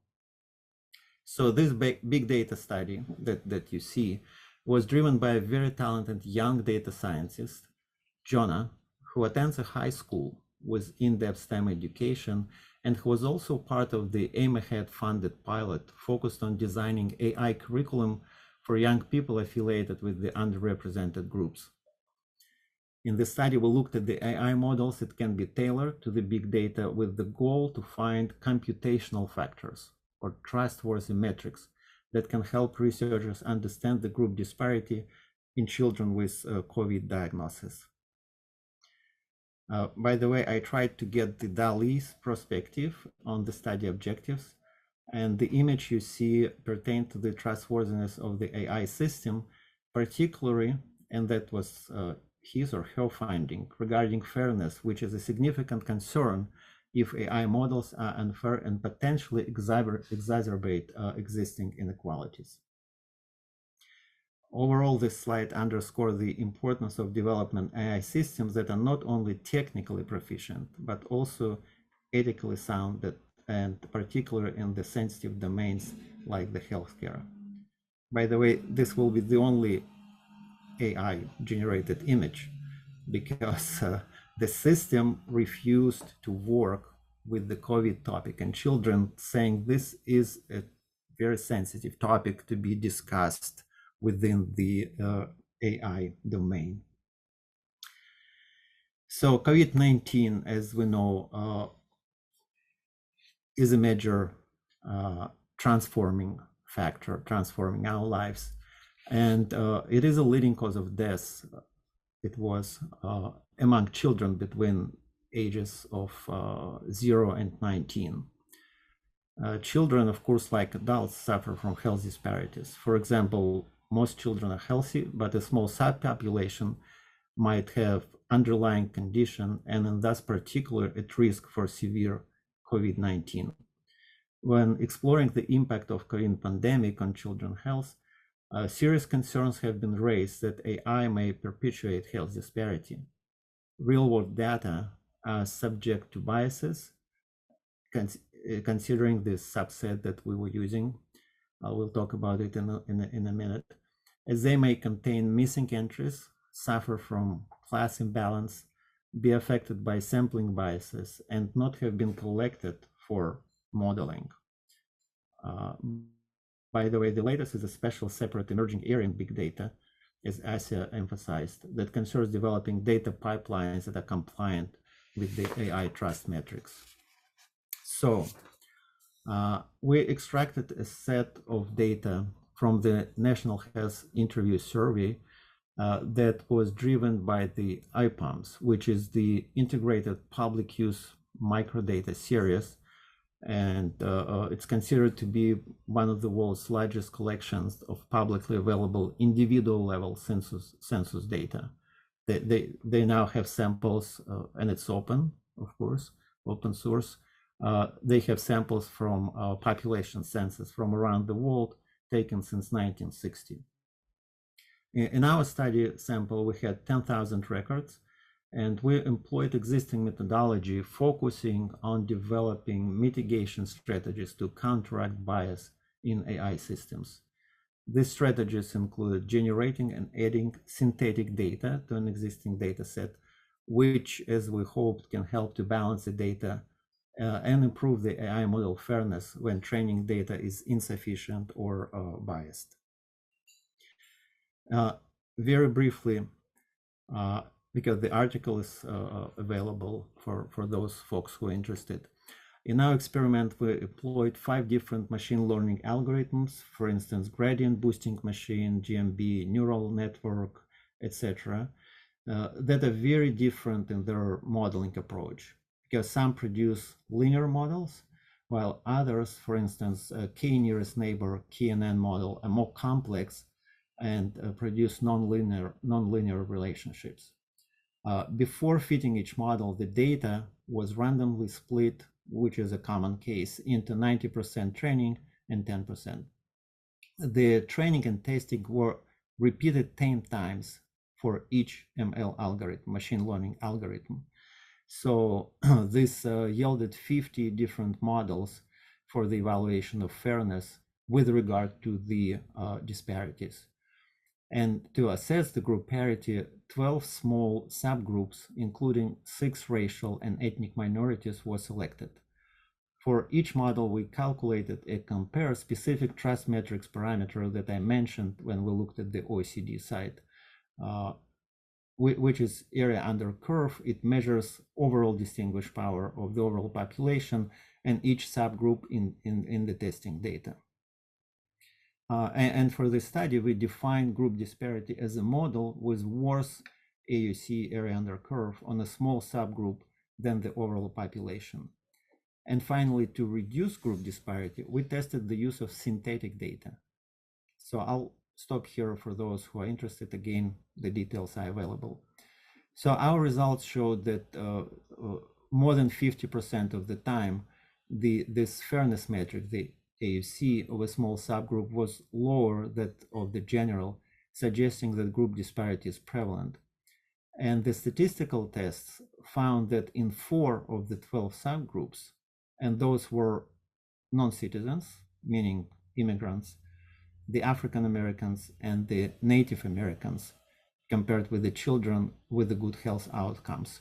So those disparities were statistically significant. And the synthetic data experiment showed that most original models had group disparities, and that addition of synthetic data to model training led to reduced disparities in most cases where they were observed. So that concludes the computational case study. Another one refers to what Dr. Chris Makridis called societal level. So this is from our work with the AIM-AHEAD, which is Artificial Intelligence and Machine Learning Consortium to Advance Health Equity and Diversity. It is funded by NIH, and now we are in our 3rd year, working very successfully with numerous communities. Under this AI Learn initiative, we engaged with it's just one of the studies that we do, the qualitative studies. We engaged with the communities of frontline healthcare workers from 25 organizations recruited across 6 AIM-AHEAD regional hubs from 14 states and territories. And those organizations range from community healthcare centers to medical centers. 90% of the engaged participants were representatives of minority serving institutions. So we wanted to learn more about their interest in artificial intelligence, machine learning, and data science education, and how innovative frontline healthcare workers focused curriculum, AI/ML curriculum, can address the trust knowledge gap that exists between data science expertise and the community, the frontline healthcare workers community, and their skills impacted by the daily challenges of those digital technologies. Although some participants, based on their responses, felt that most of the new knowledge cannot be used immediately in their everyday life, this new information, new set of skills can help them to understand, first of all, how to gain trust, of course, and how to cope with AI-driven innovations and data science-related challenges, which is kind of unexpected for those of us who work inside the field thinking, everybody knows what AI is, everybody knows it is useful, and that it should be embodied in our lives, which is, of course, very far from the real picture. Community recommendations were made for us, for the data scientists, as trust actors. They included some metrics as well, and some action items like establishing informal communication between the data experts, AI, ML data experts, I'll just say data experts, and the stakeholders before engaging communities with the AI-related activities or technology implementation. News media may play a very important role in informing local communities about the AI development, but therefore more educational activities should be focused on informing those communities from the data science experts about the AI-driven research outcomes to develop critical evaluation skills, critical thinking skills. Then it was noted that dissemination of the planned engagement of the local communities with the big data and AI initiatives needs to be planned more carefully through the representatives, community representatives participating in the professional networks. By the way, and I'm finishing with this case study, a very interesting outcome was a request to provide the local communities with access to the educational materials that should be available in accessible format, including printed materials with the infographics and user-friendly interface for the non-experts. Of course, we've touched on a very narrow segment of the community engagement, and I would recommend to follow and to monitor the NAII SEAL initiative that is focused totally on how to build trust through the community engagement. Moving on to our next case study on trustworthy AI, which is our longitudinal project named a Robot Trust Study.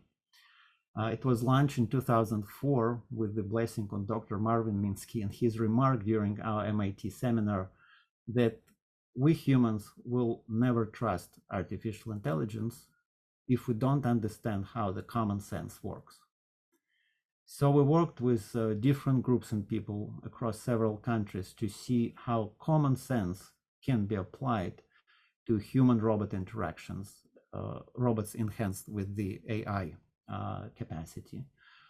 In one of our examples, the randomized clinical trial, social workers engaged elderly nursing home residents diagnosed with different levels of Alzheimer's disease with a robotic live-looking cat equipped with very sophisticated AI algorithms mimicking the behavior of a real cat.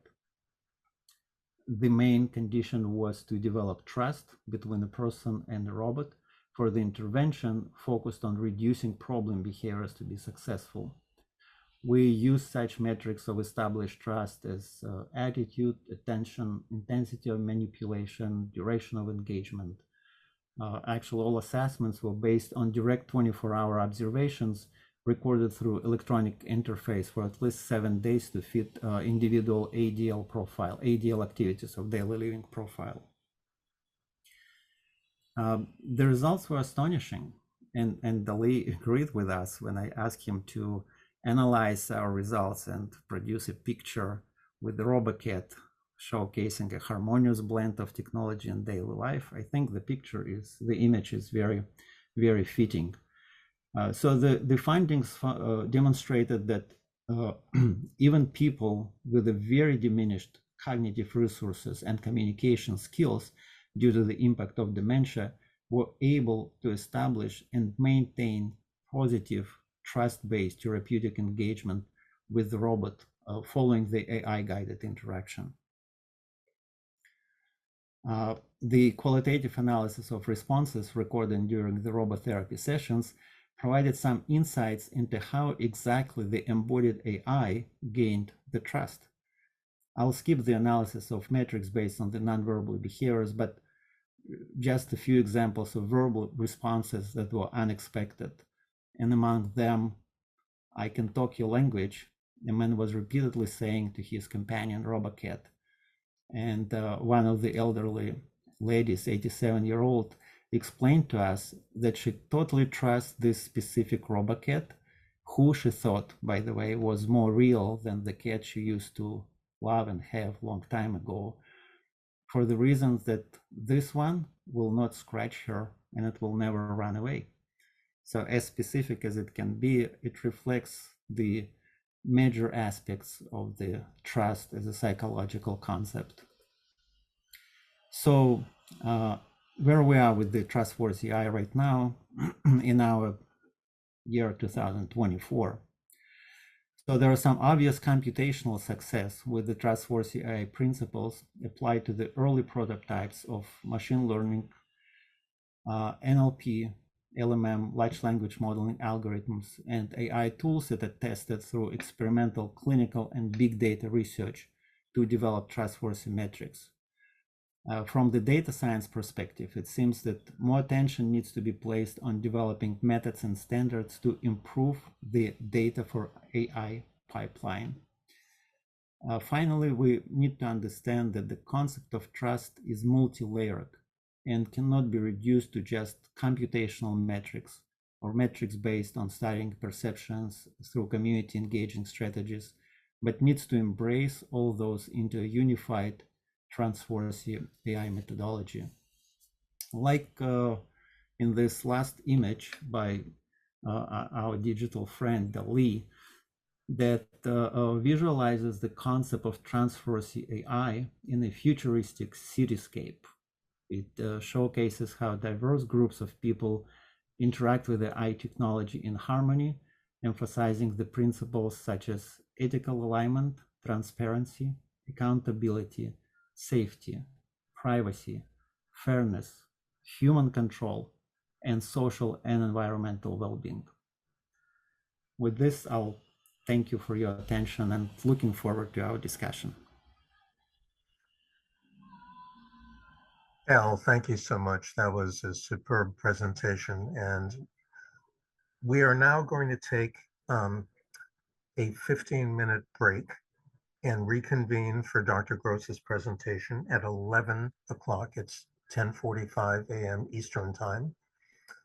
And again, for those who have questions for any of the speakers to date, the first three speakers, please enter your questions in the Q&A section and they will be answered, or save them for the panel discussion this afternoon. We're looking forward to Dr. Gross's discussion, and I will be delighted to introduce her in just 15 minutes. Thank you. I think we can begin. Welcome back, everybody.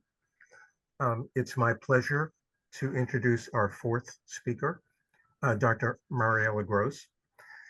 Dr. Gross is an assistant professor of bioethics at Johns Hopkins Medical School, is an obstetrician gynecologist in a rural practice, and is founder of DBI Company, a next generation bioethics startup whose work addresses structural justice in learning health systems with a focus on health data supply chains and technology solutions to foster efficiency, equity, and translation of biospecimen research. DBI Company is advancing decentralized biobanking to revolutionize transparency, accountability, and engagement for the era in which we now live of precision medicine. Dr. Gross's mission is to empower patients, physicians, and scientists to collaborate in advancing global health and well-being among us all. Dr. Gross, we're looking forward to your presentation. Thanks for having me. Can you see my slides? Yes, we can. Okay, I'm gonna keep, where's my timer? Try to stay on time as promised. So it's great to be here and have the opportunity to kind of follow this illustrious panel. As you've said, I am going to maybe take a different turn. We've been talking a lot about big data and AI in systems-based and technology level, and I'm looking forward to sharing maybe a different perspective on how we can think about data as an object. As Mark mentioned, my disclosure is that in addition to my academic work, I have founded a company called DBI, which is short for Decentralized Biobanking, and the work related to that I hope to get your feedback on later today. So I wanted to start with a provocation, which focuses on the concept of data as an asset. And this concept of decentralization of control, decentralization of ownership of, that we discussed in the context of Web3 technologies is, I think, best and first most manifested in the context of decentralized ownership of the human body. It's the one thing that we could argue as a core tenet of democracy, as a core tenet of the foundation of our economies, that we own our bodies. And this is critical for our social and political order.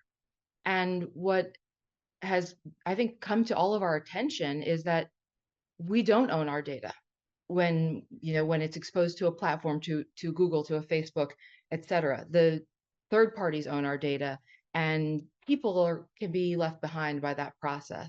And so that's really the many ways the context of the work that I'm presenting today. Really critically, I want to sort of direct your imagination and your thought processes to a really particular example of data, and that I think can help us to reason about how our system should be treating data and how data ownership should be managed on a societal level and on a technology level, by thinking about a really concrete, like inherently concrete example, which is the biospecimen or biosamples. And this is really an edge case. When you think about ownership of the human body, yes, I definitely own my body. Data, what is data, and do I own that? And do I own my health data in particular? And I posit biospecimens as a really critical foundational use case for the way that we think about our data ownership and our data systems, and importantly, within the context of structural justice and how our systems are serving people, particularly those who are worse off as a result of the established social orders and arrangements that affect people differently, as was highlighted by the other speakers today. So biosamples are a particularly interesting example of data, right? They take their solid state data, they're incredibly rich, and I argue the highest fidelity form of data that we have in healthcare. And the way I might describe it is that, think about how when you compare blood or tissue or a urine sample, think about how close to the truth that specimen is compared to data that might be found in an electronic medical record, right? There's a lot less handling, a lot less human decisions that have to go into creating that data. Now, of course, there's there's caveats with regard to how those samples are managed, but in its native state, biospecimens are really the most rich data, and they're extraordinarily valuable as research assets. And this slide helps me kind of tell the story of where the problem is today, because the woman in this picture, her name is Shay. She's a breast cancer survivor, and today, if she was to donate her tumor or tissue from her surgery for biomedical research, to share that data with biomedical sciences through a learning health system, her name would be removed from the specimen as per our research policies, and she will never find out what happens to those samples. She won't find out about her research contribution. She won't benefit from anything that might be learned that could be relevant to her health, and she won't share in the financial rewards of the commercial enterprises that are built on a human specimen research. At the same time, those specimens that are used by scientists are siloed in individual biobanks and individual labs. So nobody's able to put together the whole picture of specimens from Shay that might be collected over time, maybe if she visits different medical centers, or even within a single medical center, specimens from one aspect of her care are not connected to specimens from the other aspect of her care. And those scientists do not have direct access to clinical updates that could be relevant to their research, relevant to what happens as she goes through her medical process. And fundamentally, the overarching biobanking system is failing in ways, even though it's unlocking a lot of value, it's failing tremendously to fully realize its potential. And to give you an idea of what I mean by that, proportionally, I'll put it in the context of the pilot study that I'll describe shortly, which is for a large breast cancer biobank. Over a 20-year period, 60,000 samples are collected, and 90% of them are sitting in frozen storage. And this is not unique to that particular biobank, this is the common theme. 80 to 90% of specimens that we've collected are sitting in frozen storage. They're not being used for research as intended by the donors. And really this breaks down to a fundamental market failure related, we believe, to a misalignment of incentives and ambiguity of property rights with regard to who owns those specimens. To put it into a sort of a platform-based framework, thinking about biobanking as a platform, I wanted to illustrate really how a biobanking platform functions. It's a junction of three specific components. The first component is an informed consent for the biospecimen donation, which is considered under our common rule to be human subjects research, because you're collecting something that's inherently connected to a person that's defined by the common rule, not being de-identifiable. Biobanking platforms combine with that through a process sometimes referred to as an honest broker, which is essentially a human in the loop. They combine that with a de-identification process where the individual's name and some key identifiers are stripped away from that data. The same process is used to treat the protected health information, to strip that of, to download a single instance of it and to strip that of its identifiers. And then that process is converting the leftover tissue from a surgery or from a biosamples from a clinical process into research specimens, and taking your health records and turning that into a research data set. And then the third component is the non-human subjects research protocol, which has the distinct features as a whole. When you combine those three components, the informed consent for biobanking, de-identification, and a non-human subjects research protocol, you enable a biobank that allows for scientific uses of samples that are without informed consent for the specific research project, that preclude the need to return results or deal with, so to speak, the potential consequences of learning something that could be relevant to that patient. And then you allow for the commercialization and the widespread sharing of those specimens and derivative products from the biosamples that were donated without any strings attached. And fundamentally, this is a process for systematically converting patient data, or in this case, patient specimens, into research assets. I wanted to highlight this, just to frame some of our conversation around the context of structural injustice, which is defined by fate and powers as an asymmetric social arrangement that impacts the well-being of individuals and specific groups. They specify that those groups are in positions of relative power and advantage, and that such a system has identifiable agents that serve in roles that either create or sustain injustices, and that there's an enduring fact pattern of differential power and advantage with regard to well-being that impacts groups as a result. The other concept that I think is really relevant to the conversation that we're having today is this concept of racial capitalism, as described by Cedric Robinson.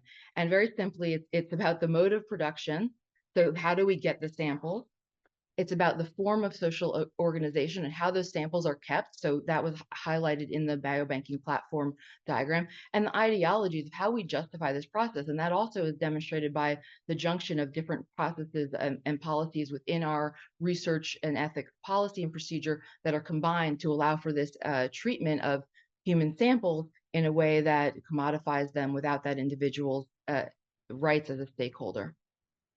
Fundamentally, what our proposed solution for decentralized biobanking flips that model on its head, and it fundamentally leverages technology to empower donors, to connect them to their samples and to connect those samples to each other, and to network the people, including the physicians, scientists, and patients involved in this system, in a sustainable ecosystem that can allow for patients to drive utilization of their available samples, to benefit from the outcomes of research, whether they be the personal knowledge and respect of their contributions, the clinical benefits that can come from sort of inherently possible to learn something that could be relevant to a person's health from studying their sample. That benefit can be transferred through this system. It can be done in a way that's automated and technologically, consistent with what we've come to expect in all of our other technologies that we interact with today.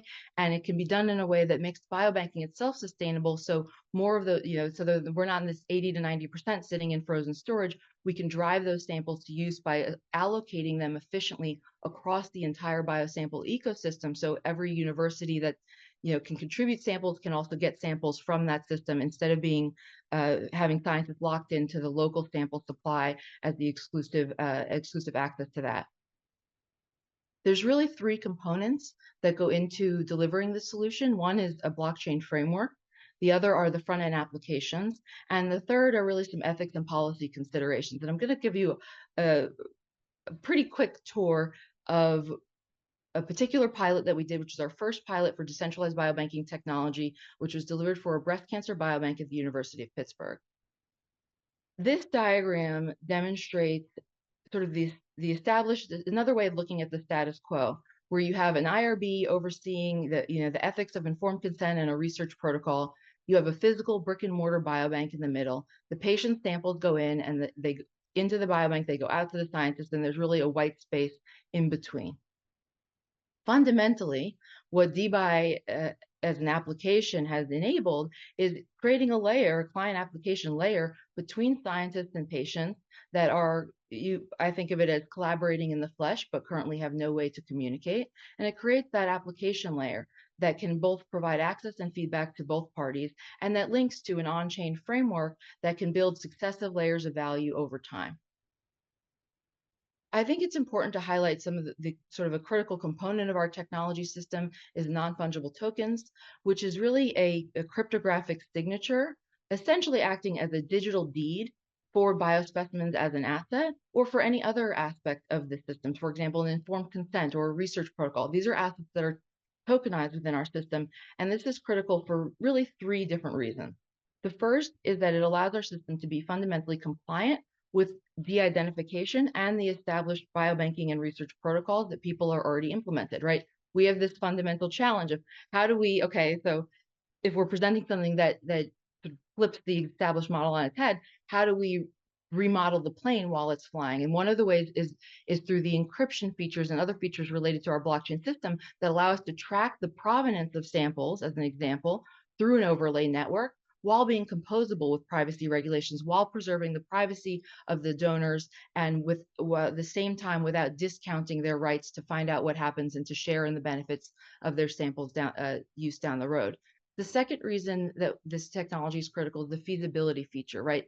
The overwhelming sort of burden of doing what's called return of result in a clinical research context or any kind of human subjects research context makes sort of implementing what we're doing inherently challenging for any research project that would want to do it. And every sort of today, the standard is each project has to come up with its own plan, its own resources to return results. And what our system fundamentally does is it makes this entire process feasible by using a smart contract automation mechanism that can allow for transparent and agreed upon terms that are scalable and can be applied across the system. And what we did, for example, in our breast cancer pilot was we were able to connect a sample collection that had been accrued over nearly 20 years, we were able to rapidly connect patients in our pilot study to their specimens collected over that entire time period. And to give you an idea of what that looked like over the first 2 months of that study, over 1,000 breast cancer biobank donors had signed up to find out what happened to their samples and were able to be reconnected in a way that didn't require any of the scientists or the biobankers to do anything, but the technology does the work. And then the third reason why this is really significant is that our thesis is that the biobanking ecosystem is suffering from market failure from misalignment of incentives. And fundamentally, tokenization allows us to align incentives. It allows us to clarify ownership and assert that the ambiguity around ownership is contributing to the problem, because the universities think they own the samples, the hospitals think they own the samples, the principal investigators think they own the samples, the people who funded the research might think they own the samples, and fundamentally we say no, that it's the person who's the owner of the sample. And now we can create systems that can allow us to share governance through community mechanisms that's responsive to the different stakeholders' input, and at the same time allow for the dynamic and sort of varied needs of this particular use case. Now I'm going to show you a little bit about what that looked like for the particular DBI app that was piloted for the breast cancer biobank. And this is a high-level view that shows you on the far left the biobanking app. This was a smartphone application built with Flutter, so it was available through both smartphones that were Apple and Android. On the far left, you see the biobank. So this is providing the overall view for all of the members of the biobank. So everybody who signed up for the biobank over that 20-year period of time, they were able to access the informed consent from the biobank. They were able to learn about the principal investigators using the biobank at a high level, and they were able to sort of track the high level activities of the bank. So this showing, for example, 5,000 or so samples used out of the total that are collected, and that kind of information is available on a for each specimen subtype. The center of the app was the core, which is what we call a bio wallet, which allows the individual to track their own de-identified samples, and it does so in a way that's privacy preserving. So we use blockchain tokens to enable a patient to have access to their own specimens. And then we demonstrate on the far, as a privacy preserving key. And then on the far right, we demonstrate the labs where we enable people to see sort of group level activity related to research on their specimens. And I'm going to walk really quickly through the next couple of slides that dive into this a little bit deeper. The first one is demonstrating the bio wallet as sort of providing the key function of transparency. So you can see what your sample is doing, has it been used, what has it been used for, and that's demonstrated here. And then you could learn more about the research that's being done. So basic transparency, and we demonstrate a technical mechanism for implementing this on top of an established biobanking protocol. The next principle is accountability. So we demonstrate the ability for the biobank to, first of all, enable people to see what is it that we agreed to and to track that over time, and then to learn more about how are you using these samples. And this is demonstrating an example of how those samples are being used to create organoids. And you can learn about the particular organoid research that's being done with this biobanking, with the samples from this biobank community. You could also learn about other classes of data and other kinds of research that's being done with this same group of patients' information. And then accountability is further reinforced by the study level of accountability, where you can request research updates directly from the principal investigator who's using your sample. And you can see that here, where this study has 123 samples and one of them are yours. And you can see which sample that is, and you can request updates from them. And then finally, we demonstrate the capacity for engagement. And again, this is all built using the same biobank database, where we sort of sorted people into labs based on which investigator was using their sample. So you learn about the specific investigator. You could communicate them in a sort of prescribed and privacy preserving way. We said you could send good vibes to the scientist. You could also high five the other donors. And then on the far right, we demonstrated sort of an early feature of something that's really representative of a DAO-like architecture, where patients who had samples and had collected their tokens could gain membership to the decentralized biobanking lab and could vote on different proposals. So you could say, oh, we want to do a project on something, and then you could have different participants vote on that proposal in favor or what have you, just demonstrating that feature. And so sort of to round out the conversation, the concept here is that fundamentally the technology is required to embed ethics in the biobanking system, and that through a technological mechanism, we can demonstrate how the samples can be transparent, how people can be engaged as stakeholders with one another while preserving their privacy, and while sort of accounting for, at a systems level, the use of assets and doing it in a way that's responsive and responsible towards the fact that these samples are sort of rich and valuable assets created from people in society and funded by them, both in terms of their providing the samples themselves as well as funding the research that's being done with them. And I'll just end with sort of focusing on some key questions for transparency, accountability, and engagement that come up with regard to the three contexts of value, which is personal value, clinical value, and financial value. And I can kind of leave it at that, and we can look at these questions more closely, or I could take questions from the audience. So I can make my 20-minute promise. Marielle, thank you. That was really excellent. Let me begin by asking you a question, if I might. In one of your slides, you had wearables, and that was in the context of IRB-approved work. But as everyone on the call and in this webinar knows, there have been studies published, for example, of atrial fibrillation detected by Apple watches or let me say it differently, smartwatches, where the many individuals whose data were used for that none of them were aware that these data were going to be utilized for the purpose. So to fit this into your model of DBI, how would you propose to address that example? I think it's very similar to how, so the reason we haven't, and again, I view biospecimen as a use case for data, but I think it's very important in our framework that we say, well, there's other kinds of data that are relevant here, and wearable data, you're absolutely, is a form of a biospecimen, right? It's a digital data set that represents the human body. It's, omic in its quantity, or it can be. And just like the way that we consent for donating a physical biosample right before you go to research, I think of it as accepting the cookies, right? In the fine print, it says we might do all these things with it down the line. There'll be no transparency owed to you, no way of you finding out what we ended up doing or what we ended up learning, even if it could benefit you.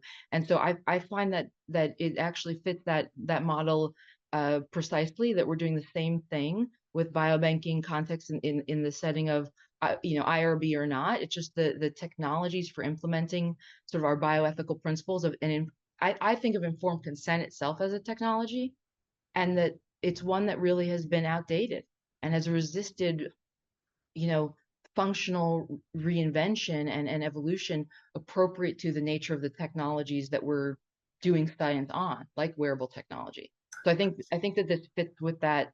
And again, it's the ability to do so in a feasible manner with a technology that can provide that transparency without burdening the scientist is really critical. So to that same idea that you just enunciated, let me use another common example. That is interrogating large data sets. For example, in any large healthcare system, whether it be, just to name several, the Kaiser system or Kaiser Permanente system or the VA system, et cetera, where the data are anonymized, but they still derive, as you say correctly, from individual people who haven't given informed consent that their data are going to be utilized. So one idea that's been bandied around for a very long time is that any person who receives healthcare in any system is potentially a research participant. Yeah. She or he might be asked to sign if at some point her or his information of any kind, as you say, broadly, could be used in an anonymized way for healthcare research that may not benefit her or him, but will advance understanding that will ideally improve human health. Yeah. But that, of course, has been done in some settings and not in other settings. So how would you propose to address that from your perspective? Yeah, so it's interesting. When I was kind of trying not to overly bloat my presentation, my work it really emerges in the context of learning health systems research, where the position of, which is this concept of, at a systems level, bioethics combining science and medicine into a system so that it can be dynamic and learning. One of the things that I really hit on the beginning of my work was this idea that in a learning health system, patients are obligated to contribute to learning for the greater good. For example, via the contribution of their data collected during their clinical care to be used in exactly the way you describe. Similarly, de-identification, which was really the subject of my postdoc, and sort of the core sort of ethics around how we use de-identification. You don't need to ask informed consent to do research on de-identified specimens. For example, those specimens, this is commonly applied in the context of specimens collected from the clinical archive. So under US law, a small piece of every tumor, everything that's removed from somebody, has to be kept for 10 years. And that can be used for research without informed consent if you just remove the patient's name. And this is commonly done. And so that's another way to think about it, is these are ways of enforcing the patient's obligation to contribute to learning in a learning health system. And, I'm actually willing to bite the bullet on this and say, that's fine. But you know what's been highlighted is that in a learning health system, when it's not a one-off research project with one-off informed consent, we need transparency, accountability, and engagement embedded as principles into the learning health system to make this process ethically responsible. And so, sure, you can use the data, but you still have a responsibility to people to demonstrate what you're doing with it. I see there are some questions for you.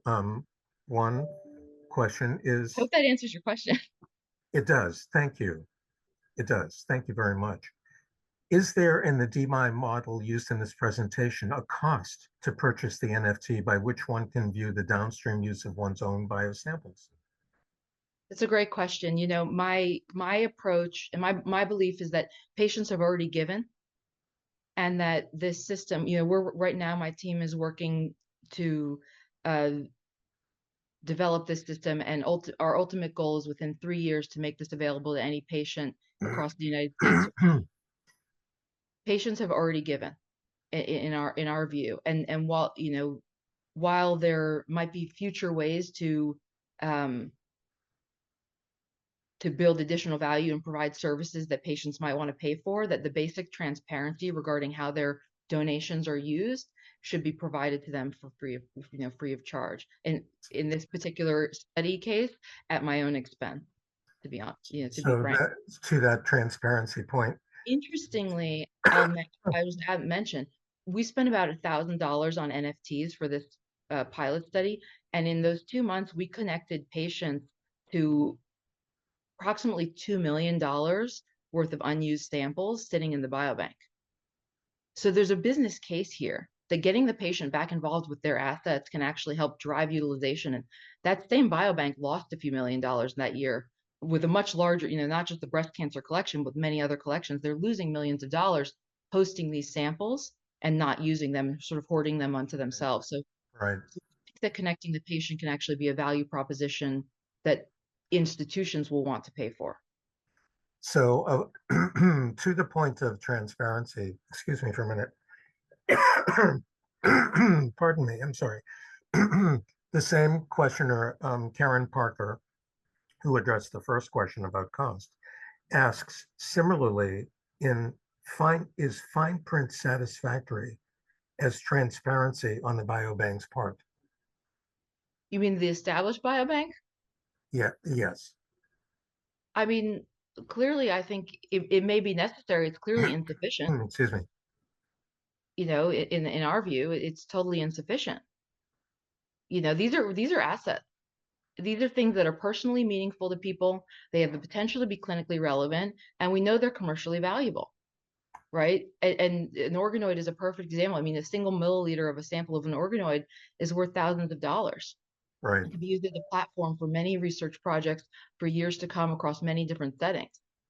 And the fact that we're not we're knowingly disconnecting people from these assets. In fact, the way informed consent, I would argue, is used in this case in the fine print is, again, it's part of this mechanism of abstraction. It's a mechanism to get the patients out of the picture, so you don't have to worry about them, their interests in your secondary uses of the sample. We Right. think that that's not it's not very efficient in many ways. It's also not very ethical. So I was just, when you say ethical, you read my mind, because I was just about to ask Asia from her to comment, you know, before we break for lunch. I'm sure there will be a lot more discussion of all of this during the afternoon session. But Asia, you know, before we break, could I ask you to weigh in from your perspective? In terms of the two questions that were asked Yes. right now in the chat, yes, from the ethics perspective. Right. From an ethics perspective, I concur with Dr. Gross that the access to apps of this sort should be free to the participants or patients who've already contributed their time and their tissue or their personal information. And so I think the right thing to do is for them to have access to track or decide what to do with their data for free. In terms of the second question, to me, it is the fine print is insufficient. It's not informative. There is a lot of data that people don't read fine prints, and if they do, they don't always understanding. It's a matter of health literacy as well as just general ability to comprehend language. So unless we make it very user-friendly, which is not impossible, it just takes a different approach and a different mindset to how we inform users or patients and participants. But at the current state, I don't believe it's adequate. Can I add one comment to that to give you an example? In this particular biobank case, over the 20-year period, there was something like 10,000 patients had signed the consent form, and over that entire time, only fewer than 30 had ever withdrawn from the biobank, and all but a handful withdrew within days, if not a month, of having originally signed up. And there were only 2 people actually that were, one that was a little bit more than a year and one that was 4 years later. Everybody else that ever thought to withdraw, right? The only action we were giving people is the only agency of patients in the biobanking context is withdraw, either opt out or withdraw later. And the only time that's ever done is really up front in the beginning, because that's the only time it's visible to people. That's the only time they're thinking about it. And it's sort of by design. In fact, one of the things we have to overcome and for our solution to be implemented is the fear that institutions have that patients will be upset to learn what's been done or what's not been done in some cases, and sort of withdraw their specimens en masse. And we have, that's part of our job in my sort of technology space, and the work that we're doing is to demonstrate, first of all, if you want patients to trust science, you have to trust them, right? There's reciprocity here. And second is we have to develop the governance model that's appropriate, that makes it safe for scientists to open their labs and open their biobanks to the donor community, to provide that transparency and opportunities for engagement without being punished for the fact that these technologies didn't exist before, and that they were doing their jobs in accordance with the policies that were established and what was previously available. So I think we have to be mindful of that and design for that, but that fear shouldn't be the reason why we don't kind of move forward. Sorry, I could go on, by tangents. I have a question for Dr. Cross. What happened to children when they considered their specimens go in the biobank and now they're adults many years later? What happens? How do those kids get protected? It's a great question. We're working with some folks at Johns Hopkins All Children's Hospital on developing some pilots that will address children for the first time. We have not yet in our technology development addressed it. We have in our framework, but not in our pilot application. And of course, the stewardship and the sort of additional levels of control, communication, and sort of nuances of that situation have to be accounted for. But fundamentally in our overarching framework, the specimens remain connected to that person throughout their lifetime, right? From birth to death and even beyond that, right? We're also on the other end, we're also addressing decedents, right? And the parents. Another group we're working with is on sarcoma. There's many children who've unfortunately been deceased. Well, they're in our view, their family members have the right to inherit that knowledge, and their parents or their siblings should be able to find out what was learned or what was done, or participate in the future engagement in research with the specimens from their loved one. And so that it's sort of a permanent, again, thinking of it through the model of how property rights are handled, that those sort of using those established things like how we would handle a child's bank account, how we would handle a decedent's bank account, we apply that approach to biospecimens. I think there's a lot of, this is a very provocative discussion, and Jane, that was a great question. Thank you. I think at this point, we should, to keep to our schedule, break for lunch, but I think this stimulating conversation is likely to be reactivated shortly after lunch in our session. So we will break now till 12 noon and then reconvene, and look forward to everybody's coming back for what I am certain will be a stimulating roundtable moderated by my colleague, Dr. Carla Williams. We'll see you all at 12 noon. And thank you once again, Dr. Rose, for a very stimulating Thank you. presentation. Good afternoon, everybody, and welcome back. Before I comment on the panel discussion, I would just like to point out that the slides for the presentations from our speakers, our outstanding speakers, will be available to those participants who complete the post-meeting survey, as I hope you all will.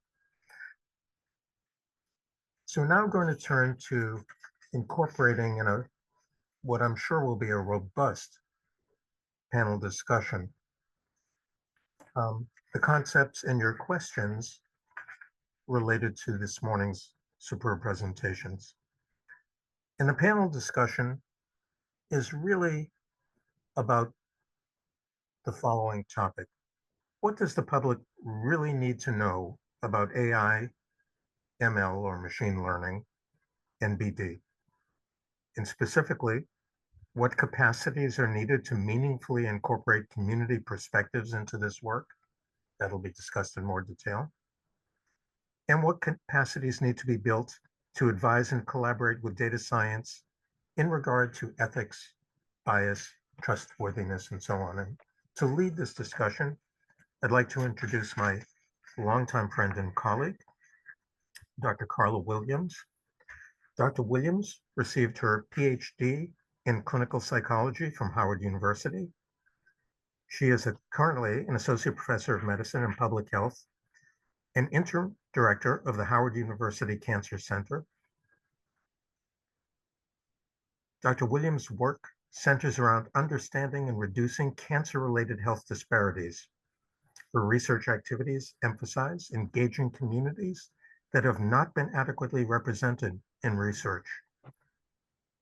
Dr. Williams works with community health leaders to promote individual adoption of healthy lifestyle behaviors, excuse me, as well as population level change in the environment, health policies, and health systems. Since 2010, Dr. Williams' collaborative research efforts have resulted in the expansion of her role to function as an executive scientist, a role in which she truly excels and is nationally renowned. In this capacity, she helps to build research teams within and across institutions to promote collaborative research. Dr. Williams has led the development of regional symposia, multiple, to equip scientists and community health advocates with the skills to maximize the impact of collaborative research, engaged collaborative research. It's my pleasure and honor to turn the moderation of this panel over to my good friend and colleague, Dr. Carla Williams. Carla. Thank you so much, Dr. Blackman, for inviting me to be part of this discussion. I am certainly very peripheral to the core work in AI, ML, and big data science. However, I think this afternoon's discussion will bring all of our different presenter vantage points together to answer the questions that Dr. Blackman just posed to us all to think about. So as we begin our panel, we'll have our panelists situate themselves, and I'll ask if we can go back to the prior slide for just one moment. I want to, even though it's very small to see there in your lower left corner, the green figure, I want to center us on some of just the basic key ideas around what community engagement involves and some of the principles that we need to put into practice. And just very briefly to orient the audience today, just a few of these core principles which have been published widely, most recently by a team of CTSA leaders. And some of the principles, just to highlight, include trust. And I think the issue of the ability to have trust and trustworthy data, and also trustworthiness of how our data will be used are one important aspect to consider.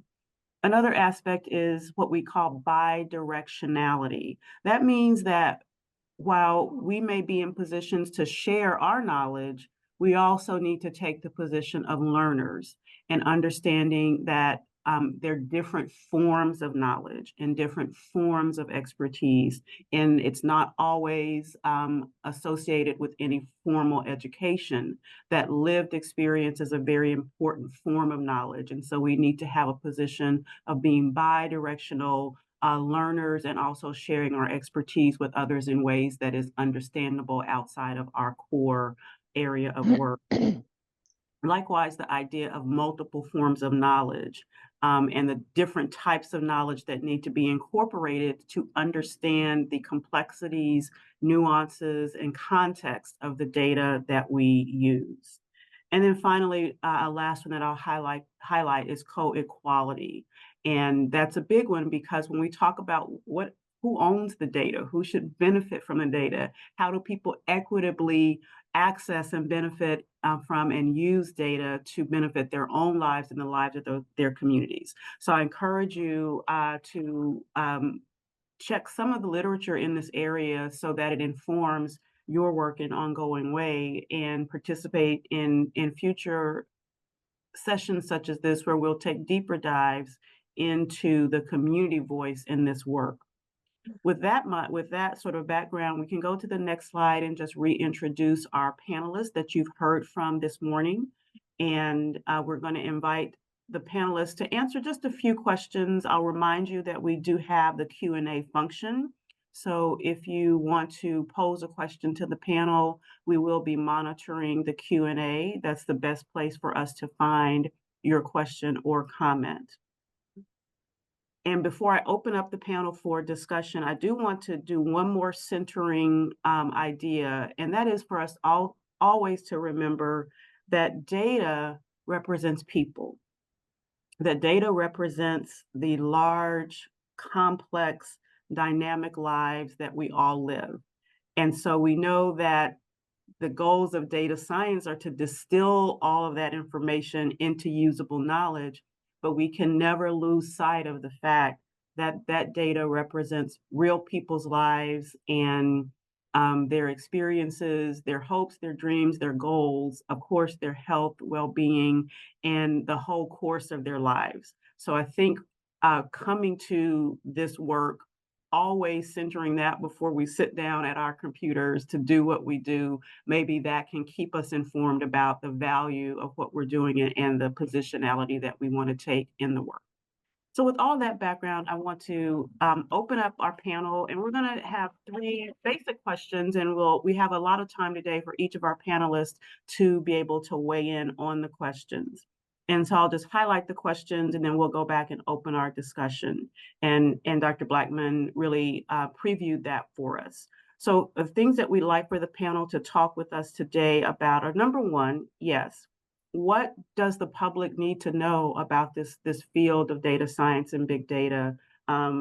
With the power of technology, a few of us on the call today were able to be in 2 meetings at the same time, and we had a discussion around this and data usage and giving access to our data and permission to use our data, and how do we deal with the bad actors who may misuse our data. So the first question that we'll talk about, and I'll highlight all 3, then we'll come back, is what does the public need to know about this field? The second question that we'd like to discuss is, what do data scientists need to know from the public? So as we continue this conversation, what is it that bi-directional learning? What are the learning needs of those working in the field of data science? And then how can we work collaboratively and co-equally to meaningfully incorporate the perspectives of the external community who are outside of this field with the expertise of the data scientists? So I'll keep those questions at forefront for us all as we have our discussion. But let's start with that first question about, what does the public need to know about this field of data science? And we'll be a little bit of wild west. So we'll just ask the panelists to just jump in and chime in off of each other as we have this discussion and conversation. For dinner on their own. Wednesday So morning, who'd like to jump in first? Their second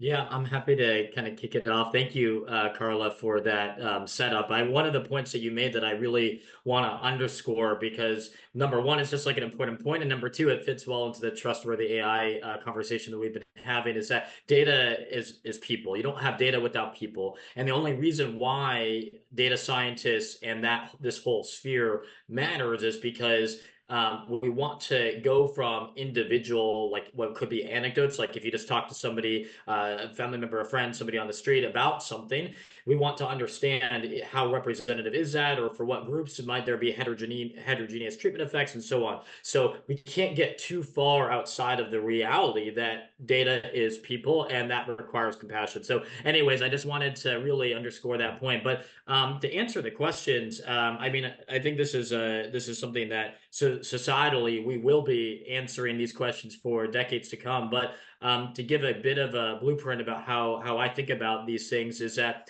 it's about striking that right balance between like sharing data, because data science, we need data to actually build something from a model perspective. If you have too few features or too small of a sample size, you not only might not be able to answer the question at hand, you might actually do more harm than good, because you have too unreliable of a sample that you end up training a really poor machine learning model, that it would just be better to like flip a coin and get more accurate responses. So there has to be data to actually feed a quality predictive model. But on the other hand, you also need to ensure privacy preserving methods are in place.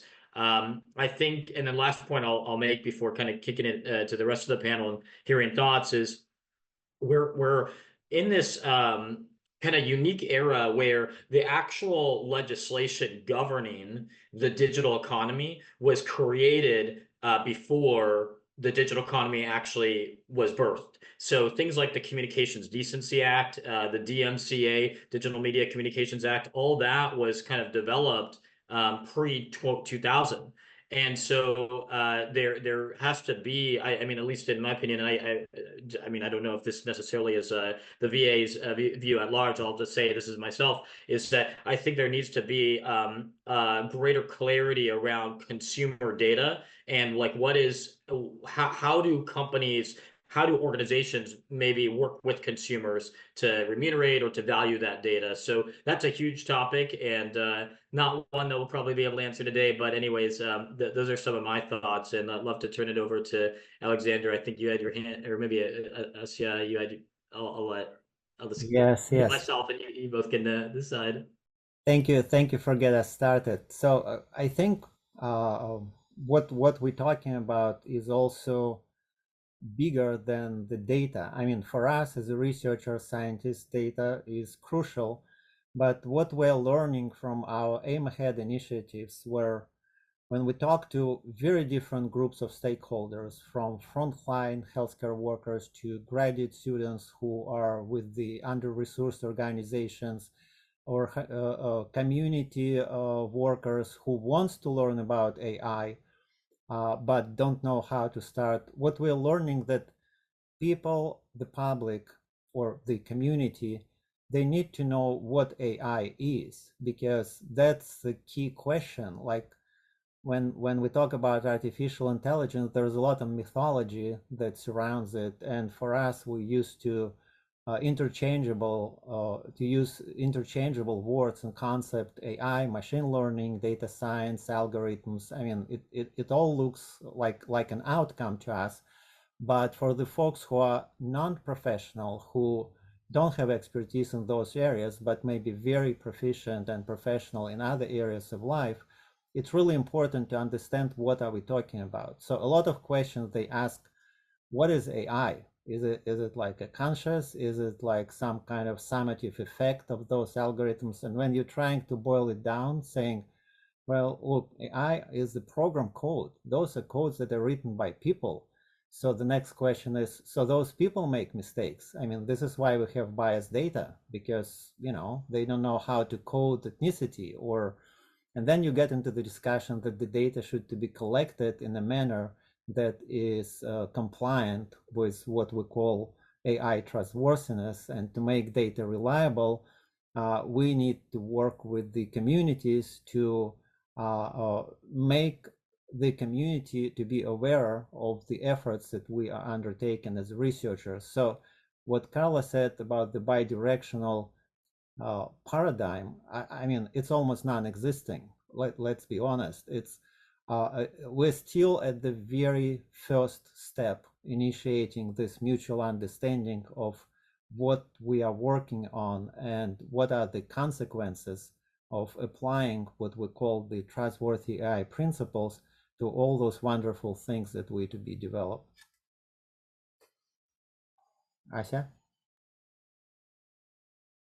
Yes, thank you. So these are very rich, comments and contributions that you are making here, Al and Christos. This kind of made me think about some of the challenges that we are facing when addressing issues of artificial intelligence vis-a-vis, participants, patients, communities. And the first one is, of course, that yes, data represents people with all their rich lives, hopes, and challenges, and compassion is a key component, as Christos mentioned. The problem is that AI, machines, algorithms cannot exhibit the characteristics such as compassion or others that are typical of healthcare delivery, healthcare in general, or health research. And that's one of the big challenges, to think of ways of infusing compassion into the applications that we use, which I would leave to the technical experts to decide how to do. But that's it's a challenge for using algorithms. It almost feels like we are taking a tool and trying to adapt it to a context that requires human emotion, understanding, intelligence, cultural competency. And so far, while the technology is going ahead very fast, in a day-to-day application, seems to be lagging in those human components, and maybe this is not going to even be something that could be achieved at all, period. So I see it as a challenge. The other one, the other side of the same challenge is that, as Al mentioned, the public doesn't know enough about AI, but even if they do get informed, a lot of the perception seems to be that we are working with some neutral, powerful technologies that are going to deliver us objective knowledge, and they're going to deliver us from misperceptions and biases and so on. And we know that that's not the case. So there is both a tendency to kind of glorify the technology, put it in a pedestal and be fascinated with it right now. At the same time, we also tend to anthropomorphize it. That is, we attribute to it human characteristics or human authority and decision-making power that are not there. So I think it's very valuable to think along the lines of Al proposed, like, this is a program, this is a machine, it's not a human being, it's not a deity, and we need to be very careful and very critical as to how we use it. And then the last, and I'll stop here and kind of yield to the other contributors, but we saw that trust is of major value, both in terms of how we build artificial intelligence moving forward, but also in terms of how we connect the community to research and to the technologies we have. So trust is both a component of community engagement as well as a component of improving AI. And one thing that we always remember when we talk about trust, that it is related to a position of vulnerability. The reason why trust is such a sensitive and precarious notion is that whenever we trust somebody or put our trust into someone, we kind of basically adopt a stance of vulnerability.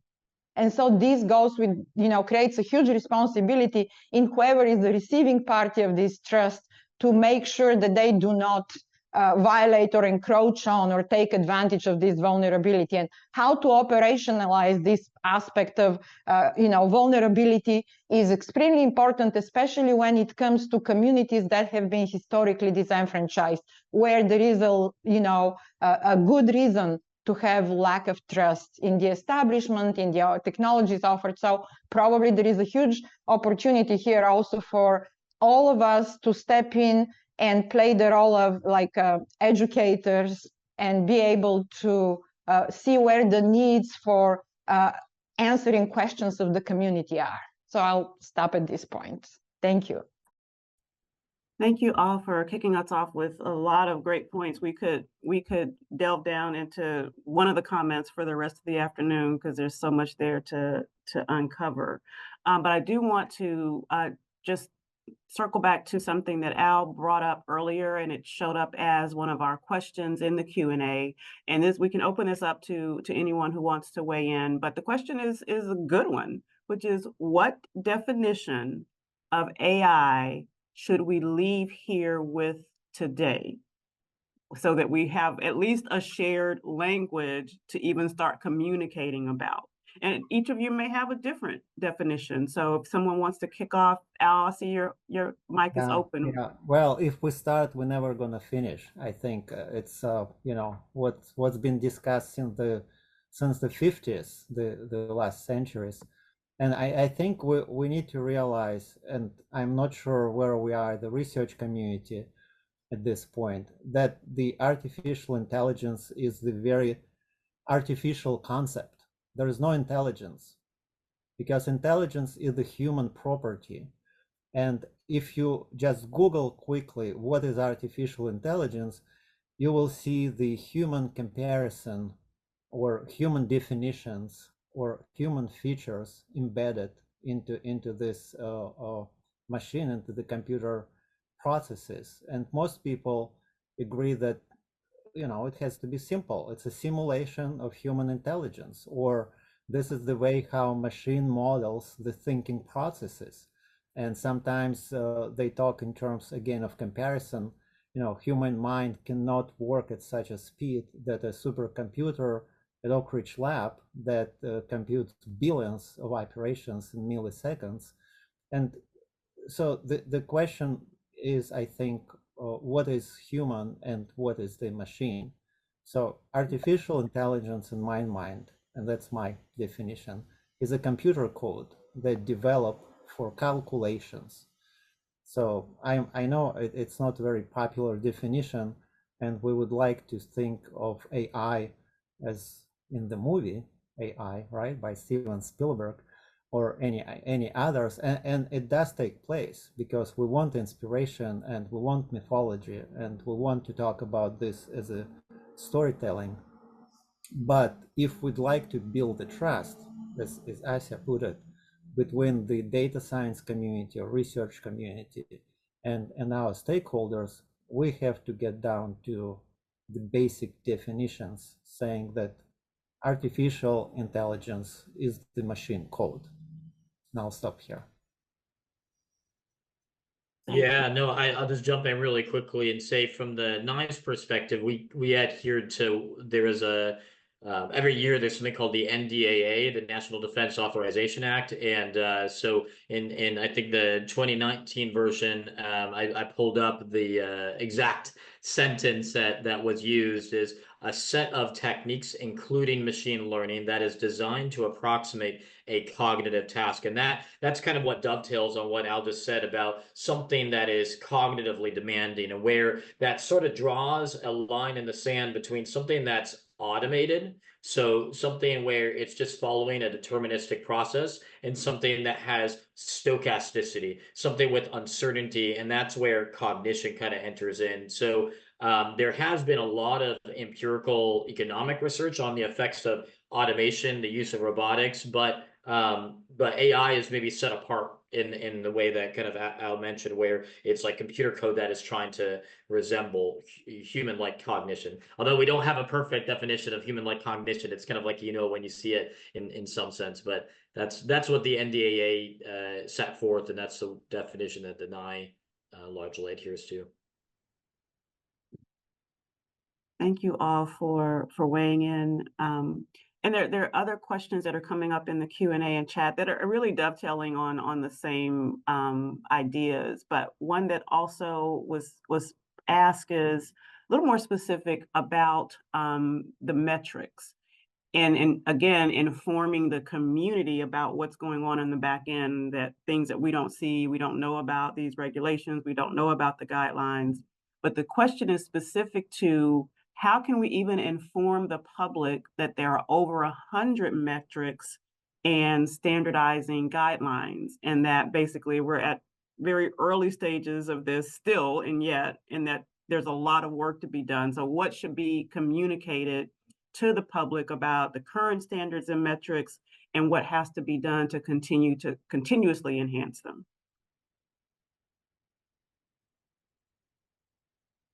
Yes, Mario.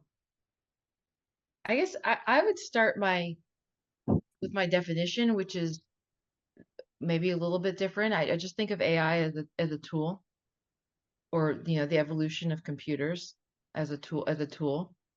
And I think that it's like more of an abstraction, but maybe that's helpful because at the end of the day, a tool is in a person's hand, and it has its impact based on how that person is using it and to what end, and how it's affecting the people on the other end.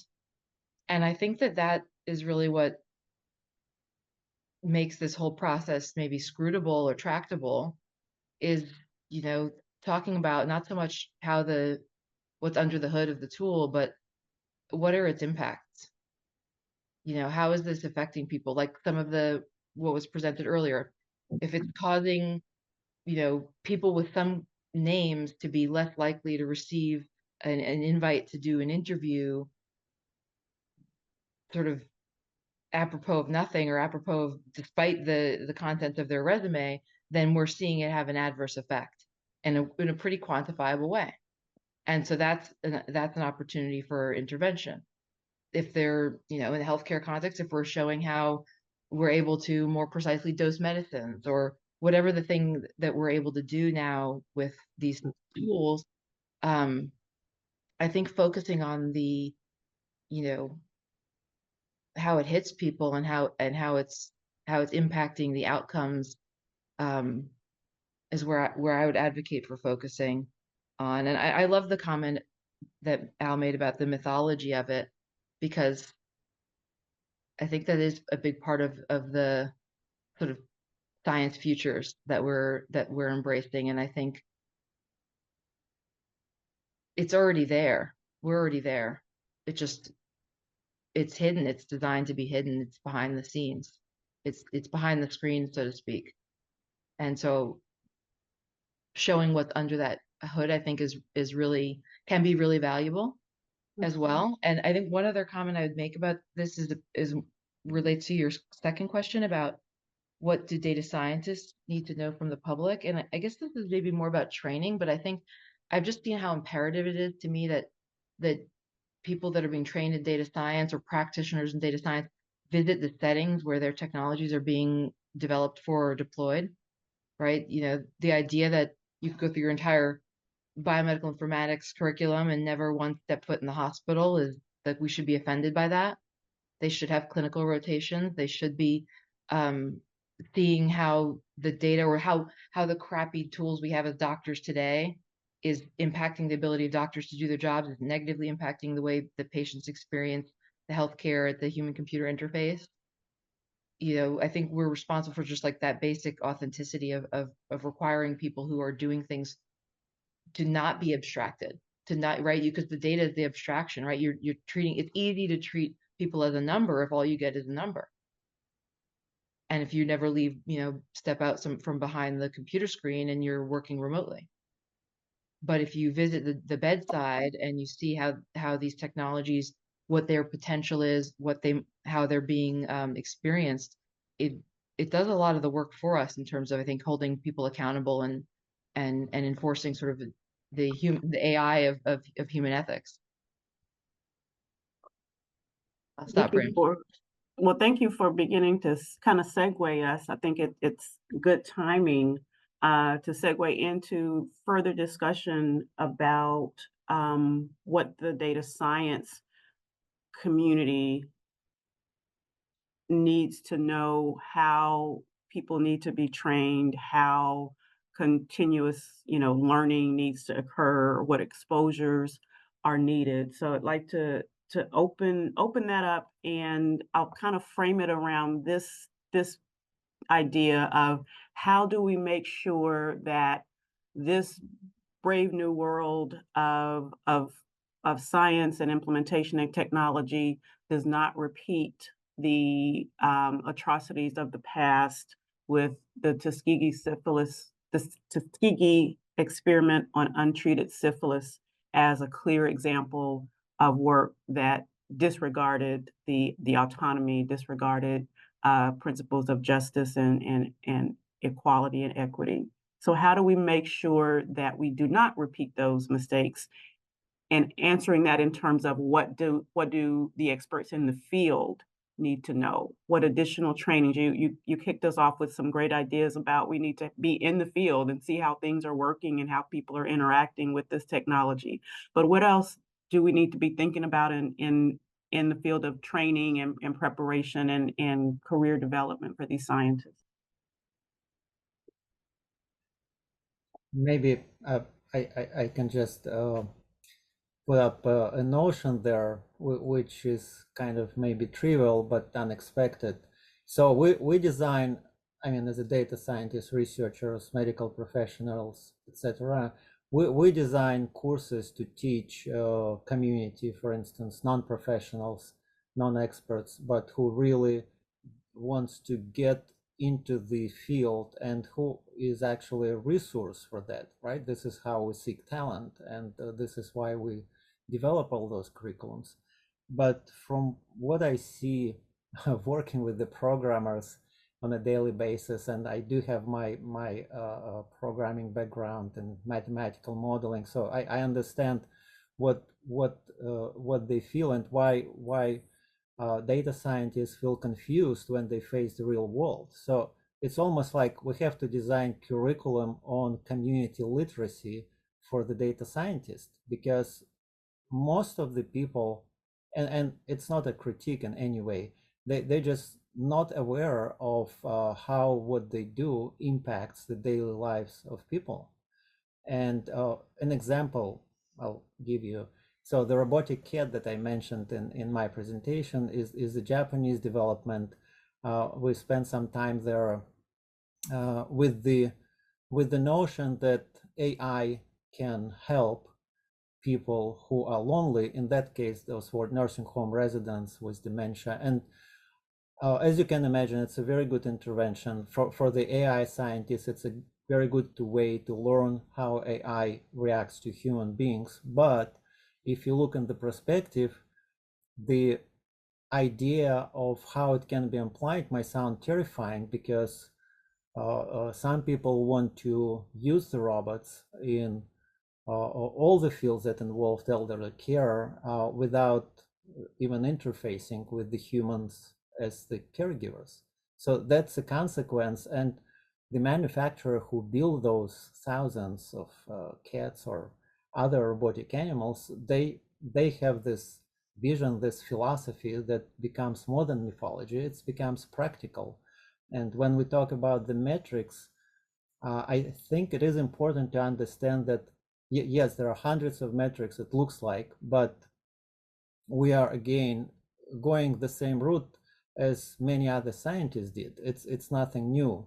And I'll finish with that. It's like, imagine ethnologist who loves butterflies and who studies them. So the first thing you do, you create a taxonomy that can help us to see common denominators for all those metrics, and we're not even there yet. So I think it's going to be, we're not going to answer how the metrics can help or how they can be streamlined or standardized, because we cannot escape the scientific routine, developing taxonomy, looking at the common principles, and then going back to real life and see how those metrics are applied and what kind of impact they have. Thanks. Let's just continue the conversation. I think Marielle, I see your hand. Yeah, I loved your question about how do we prevent the Tuskegee, the sort of next generation of Tuskegee. And let's think about, so this is how I think about it. So what was sort of the fundamental ethical harm in that case? It was when the study started, which, so for the audience, this like the high level is that the idea of the Tuskegee syphilis study was that we were going to follow people's natural disease course with the disease syphilis, which continued after the treatment, the very simple, safe, cost-effective treatment for that condition, which is penicillin, came around. So the study started before penicillin was available, but then when penicillin was available, the thought was, oh, well, let's just see what happens to the group, to some subset of this group of people, which happen to be Black men, who are going to be followed but not receive access to this to the treatment. And in fact, we're going to undermine the efforts of clinicians involved in their care to deliver it. So actually like directly blocking access to both the treatment and to knowledge about the fact that a treatment existed. And I would argue that this is exactly what's going on today with how we do biobank research, right? We discover treatments that could work for people. We can study, this is why one of the reasons why I'm so fascinated with organoids. We can make 100 copies of a patient's tumor and test every different drug in combinations on that tumor through high throughput testing and discover what works and what might work. And withhold, and we actually, with the same exact model, we withhold that information, we withhold the treatment that was discovered. And so I think when you ask about what does that mean in the context of how do we prevent that from happening in the era of AI, well, when you consume vast amounts of data from vast numbers of people, you learn things that can be relevant to helping those people, that could be relevant to saving their lives, that could be relevant to making them better. And you're creating a duty to every one of those people whose data you use. And so if we continue in the model that we have now, where we permit as a society the use of data as an abstraction away from the individuals that it comes from, with no specific and time-bound duty to quote unquote return results or act accountably to the insights that we're generating on our, on our private, in the privacy of our own computer lab or the privacy of our own screens, we learn something that could be relevant to somebody halfway across the country or across the world. That somebody's findable. And what we've done by learning from them something actionable is we've created a duty to connect the dots. And so that's where I think that a new framework, particularly one that perhaps leverages some of the power of the legal structure around ownership of data as an asset, can be useful for enforcing the, both creating the rails upon which those communications can occur and be done in a way that's scalable and efficient, right? Because we don't think a scientist should have to call 100,000 people, right? We also need a technology to fulfill the duty, right? We need a technology that can help connect, that can make good on that duty is also required. But those are sort of some levers that I think we could really use by thinking about the data as an asset and thinking about it creating a fiduciary relationship and having consequences associated with that can hold people accountable in a way that actually might be good for the scientists and good for the technologists to both find their community of people that they can benefit through what they're doing. So it's not actually just punishment, it's actually helping to figure out who might benefit. A lot of the problems we have in era of precision medicine is we develop these really expensive new technologies or therapies, and then they turn around and say, who might benefit from this? And it's like, what about the person that you made it from, who's sitting there with a smartphone across the street? They're not, so anyway, that's a little bit about how I think about it. I mean, I think that if we do not develop technologies and infrastructure to ensure that people benefit in accordance with what we learn from them, then we are for sure recapitulating at a massive scale the Tuskegee syphilis experiment on the entire society. Yeah, broadly speaking.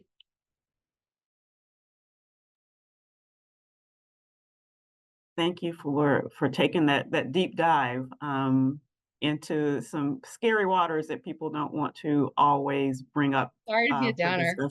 Yeah. So I think Asia and then Christos, just keep the conversation going. Yes, absolutely. Just building on what the previous panelists contributed, two thoughts I wanted to share in kind of two separate directions, going to what data scientists and developers need to know. I think one very important thing that's emerging from the discussion here is that they have to be mindful of the fact that data is people, going back to the point, and specifically to consider ways in which the tools that are created and then subsequently adopted by researchers and scholars do not create social isolation in the population that they are designed to study, to research, and that they in a meaningful way respect the dignity of these populations that we intend to study. And so again, operationalizing this is a different story, but I believe that if data scientists and programmers are brought back to some of the broader humanitarian, like the humanities discourse on the topic, they could only benefit from understanding better the history of the communities that they are intended to serve or to develop programs for.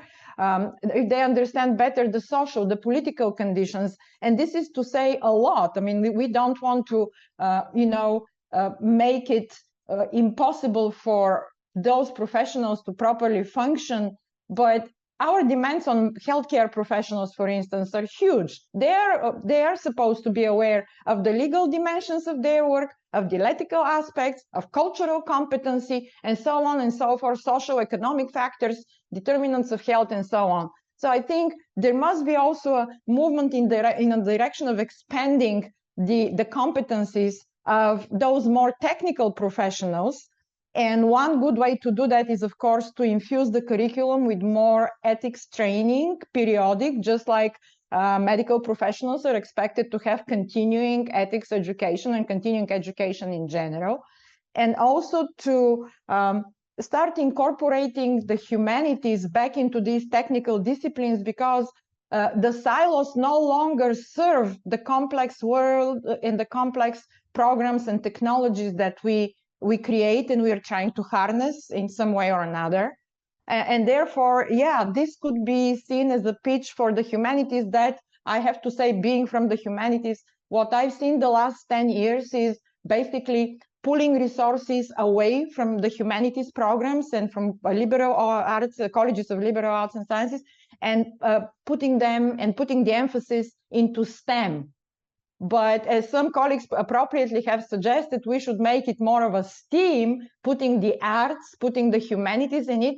These are aspects that allow any individuals to develop a broader awareness and a broader perspective of what the goals of their labor, of their immediate tasks are. And so that would be my appeal and my suggestion of one way we could probably try to improve the situation. These are really fantastic comments. I don't have too much new content to add. The maybe 3 points in agreement is I was trying to figure out how to lower my hand, but it might stay raised. Oh, there we go. Got it. Yeah. Is this concept of kind of diversifying the curriculum a little bit, and so we have like a very siloed culture right now. And I mean, in economics, for example, there's basically 5 journals that are used for promotion of tenure. In finance, it's 3 journals. In information systems, it's 3 journals. And so I think that higher education at large needs to take a more holistic view, and it needs to be not just lip service, because it's very rare that like an educational institution will like go on the record as like, no one's going to say, oh, we just think interdisciplinarity is stupid. Like every higher ed institution will kind of give lip service to it, but how do you actually make progress towards it and change the incentives? And this is where like journals need to start kind of adhering to different methods. Like in economics right now, there's a huge focus just on causal inference. So if you don't have, I don't want to go too much into the details, but like basically it's what's the causal effect of X on Y. And so that eliminates a lot of the systems perspective. They're like, good luck getting any qualitative analysis published in Econ Journal right now. So number 1 is just like there needs to be a whole scale adoption that actually where the rubber meets the road and incentives need to change. Number 2 is like a practical thing that we did in the NAII was we created a supplemental module for institutional review boards. And the supplemental module took principles of trustworthy AI. And it basically created like a lowest common denominator where we said, if there's an AI project that's going through an IRB at a VAMC, then here are some extra questions that need to be answered. And so the idea was to help the help the people that are kind of reviewing the IRB that are in charge of that, even if they don't have like AI expertise. These are the questions to be asking, and then it will at least facilitate a dialogue.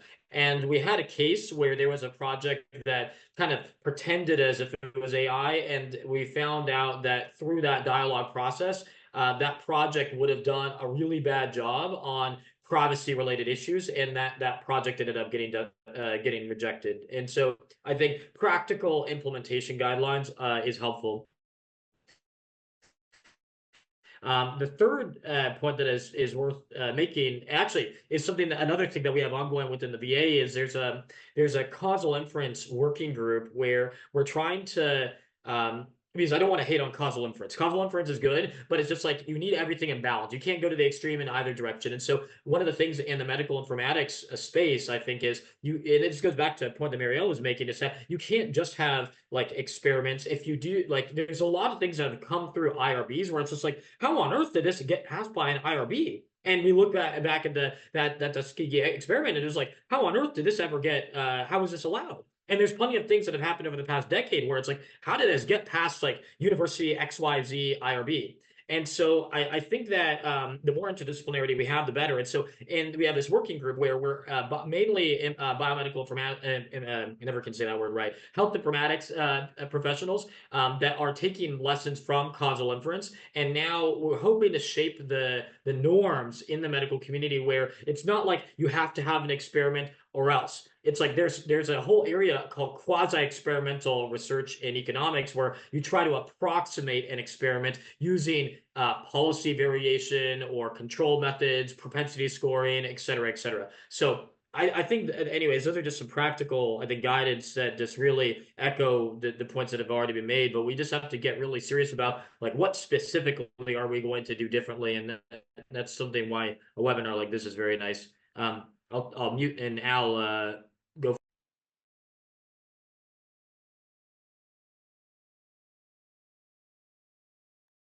Yeah, Al, are you with us? Sure, there you go. Oh, Yes, yes, go ahead. yes. So excellent discussion on the IRB, and I also saw Jane's question on the regulations. Just a very quick update. So I think, and I've been sitting on a lot of IRB committees, as everybody else probably on the panel. So what we have is a situation when the even the informed consent that tells people about the data sharing does not have a view of the big data. And the big data sharing is very different, as we're learning from Marielle's biobank discussions, because data is about you.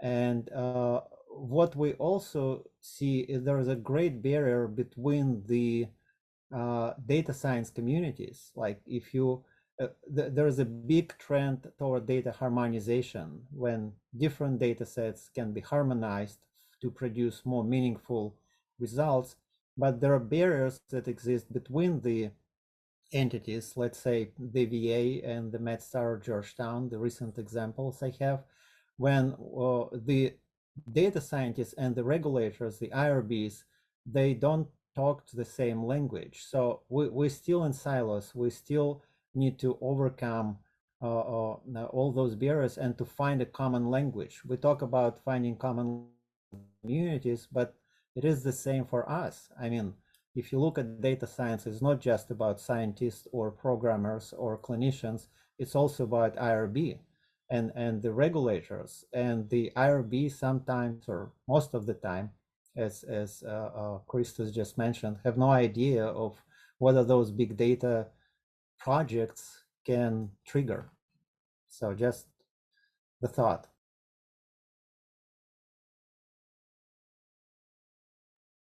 Yes, go ahead, Maria. Going to ask a sort of a provocation is it time to kill IRBs and move on to the next model? And what might that look like? Well, since you threw it out there, that's the first time I've heard that question. So what what could be an improvement and an innovation in the phase of science that we're in today? Love to hear some thoughts on that. Well, my Maybe. first, sorry, go ahead. Yeah, No, go for it. go ahead, Christos. Oh, okay. Well, really quick, I think like this asks a deeper question. I think this begs like a deep question about so many times it's easy to add another thing to the guidebook, and then we forget, and then it gets like so distant from where you started. And so one of the areas that I do a lot of research on is around regulation, the economics of regulation. And so I work with this data called QuantGov, where it measures. It's like basically we use natural language processing to go into the code of federal regulations and then textually mine the regulatory data and identify like what sector is it applicable to. And so you have seen like a surge of regulatory restrictions across most sectors, but especially in healthcare and in financial services. And yet we still don't have, like, we still have, maybe it's not, the problems are still there, and maybe they're even more exacerbated. And so I think this question is really good, because we have to go back to the drawing board sometimes and not just like layer on another band-aid. And so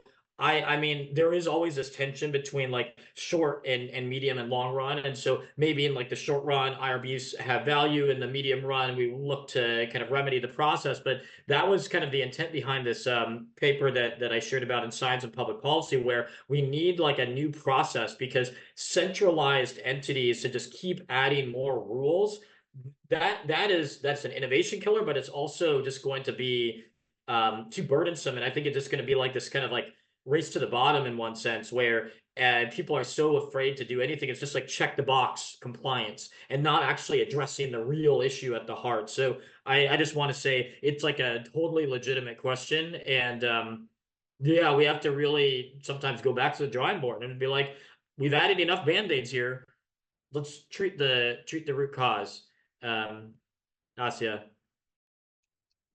Yeah, thank you. I will just say something very brief, and that's that until we find this, alternative model, I think it's very important perhaps to restructure a little bit who sits around the table of an IRB, and inviting some of these data scientists and coder to be part of the discussion, I believe, is very important when it comes to especially using these more advanced technologies in human subject research. As well as expanding it, the community member participation, which is something that's already, being happening, but I don't know if it's adequate. So just some thoughts that we need to involve perhaps more stakeholders on the one hand, and then make sure that the IRBs reflect in a real way the diversity of, interest and human beings that are out there. And I want to bring Marielle back in, but just to your point, Christina added to the chat that the updated common rule removes the need for the IRB roster, so that once it's implemented, institutions would no longer need to submit the roster when registering their IRB. So would be zero transparency to even know who is at the table and who is not. And there's a phrase that people say in the world of community engaged research, is that if you're not at the table, you're on the menu. But now you won't even know who's been invited to the table, possibly. So I think, Marielle, you kicked us off, so I think you had some more comments about this topic. Thank you. Yeah, I mean, I think, it's interesting, right? Because Tuskegee is really why IRBs exist. And I started my career just narratively, like in an era when people were already frustrated with IRBs. And when I met the whistleblower for the Tuskegee study, I was really taken aback, and with, the importance for the work that has been done in that context. And also my view has kind of evolved to be one of, viewing informed consent, viewing an IRB as a technology itself. And is that technology having its intended effect? And is it able to keep up with the need, right? Like I had an IRB member told me the other day, we're afraid of the word AI. So don't put AI in your application, it will freak people out. if you could describe it with other words, do that. And of course, we were able to. But what I think the problem, in many ways, boils down to is, the purpose of the IRB, right, is to protect human subjects. But the word patient is not in the name. The word institution is in the name. And what I think we found, like kind of to Christos's point, with IRBs in many ways have devolved to is sort of compliance arms of institutional lawyers that are so worried about, potentially the universities getting sued that they let people die for the lack of access to research. And I've had heads of cancer centers say to me, this was UCSF, said, I've reformed the IRB 3 times in my career, and I don't want to say that I give up, but I just don't know what else I can do to make it more functional. And people are dying trying to get on trials that take us a year to get going, when it's the same thing over and over again. And it becomes, I think, really about power and control. And it's not representative, I think, in practice of what the mission is supposed to be, sort of aiding research in being as ethical as possible, and having that, like, I think there's such a valuable idea. My proposal is that the whole thing should be disaggregated from the institution of service. So IRB members should be in a pool, and they should be pulled to review protocols, or they could be pulled to review protocols at any institution, perhaps in a blinded way. So they don't have, the favorite, sort of the department chairs and the postdocs are getting the same treatment in terms of what's getting approved and how long it's taking. And you could do a model that has a mix of both local context. You can have sort of a disproportionate pooling of people that are local, so that you have adequate sort of awareness of the local context that's relevant for reviewing research, but that has a certain representativeness of people with specific IRB related expertise and study related expertise relevant to that particular kind of study, right? We're constantly having people that are reviewing research that they don't understand. And yet, if you sort of took the whole of people and matched them to the research that they could be reviewing, that they do understand, that they're really expert in, or that they would have more ideas that are relevant to how to do this right, because they've done, 12 they've been on the IRB for 12 CAR T trials or whatever, like really specific nuanced thing that they like know more about. And then my other sort of thought is broadly, like, IRBs have no transparency, accountability, or engagement, right? And it's very much one time. It's like if you can pass through the moat, you could do whatever you want when you get in the castle. And that's not how it should work either, right? We need antivirus software type ethics monitoring that can detect things and react to them instantaneously, not at an annual review that people sort of push a paper across the desk. And so, we need accountability. Like if patients only knew like what people deal with IRBs, it would just, the whole thing would be like ready for a reckoning, right? It's like wild what's going on. And they're like experts in wasting people's time, and people just basically do whatever they can to get their project off the ground, even if it means, I'll give you one last example before I like stop rambling here, but is in the COVID trials, one of the, I think it was called REMAP, was one at University of Pittsburgh. They had one of the larger, they were using Bayesian analytics to assign people to different COVID, ICU patients, different COVID treatments early on in the trial, with you're sort of using Bayesian theorems to adjust the odds ratios of getting different things as we learned what was working and what wasn't for whom. And this was for, early in the pandemic, people are dying, and pregnant women were excluded from this trial, even though most of the drugs that they could have been randomized to were actually independently approved for use in pregnancy. And when I asked the head of the trial, I was like so surprised by this, because this is somebody who's dying in an ICU. This is the context of who we're talking about here.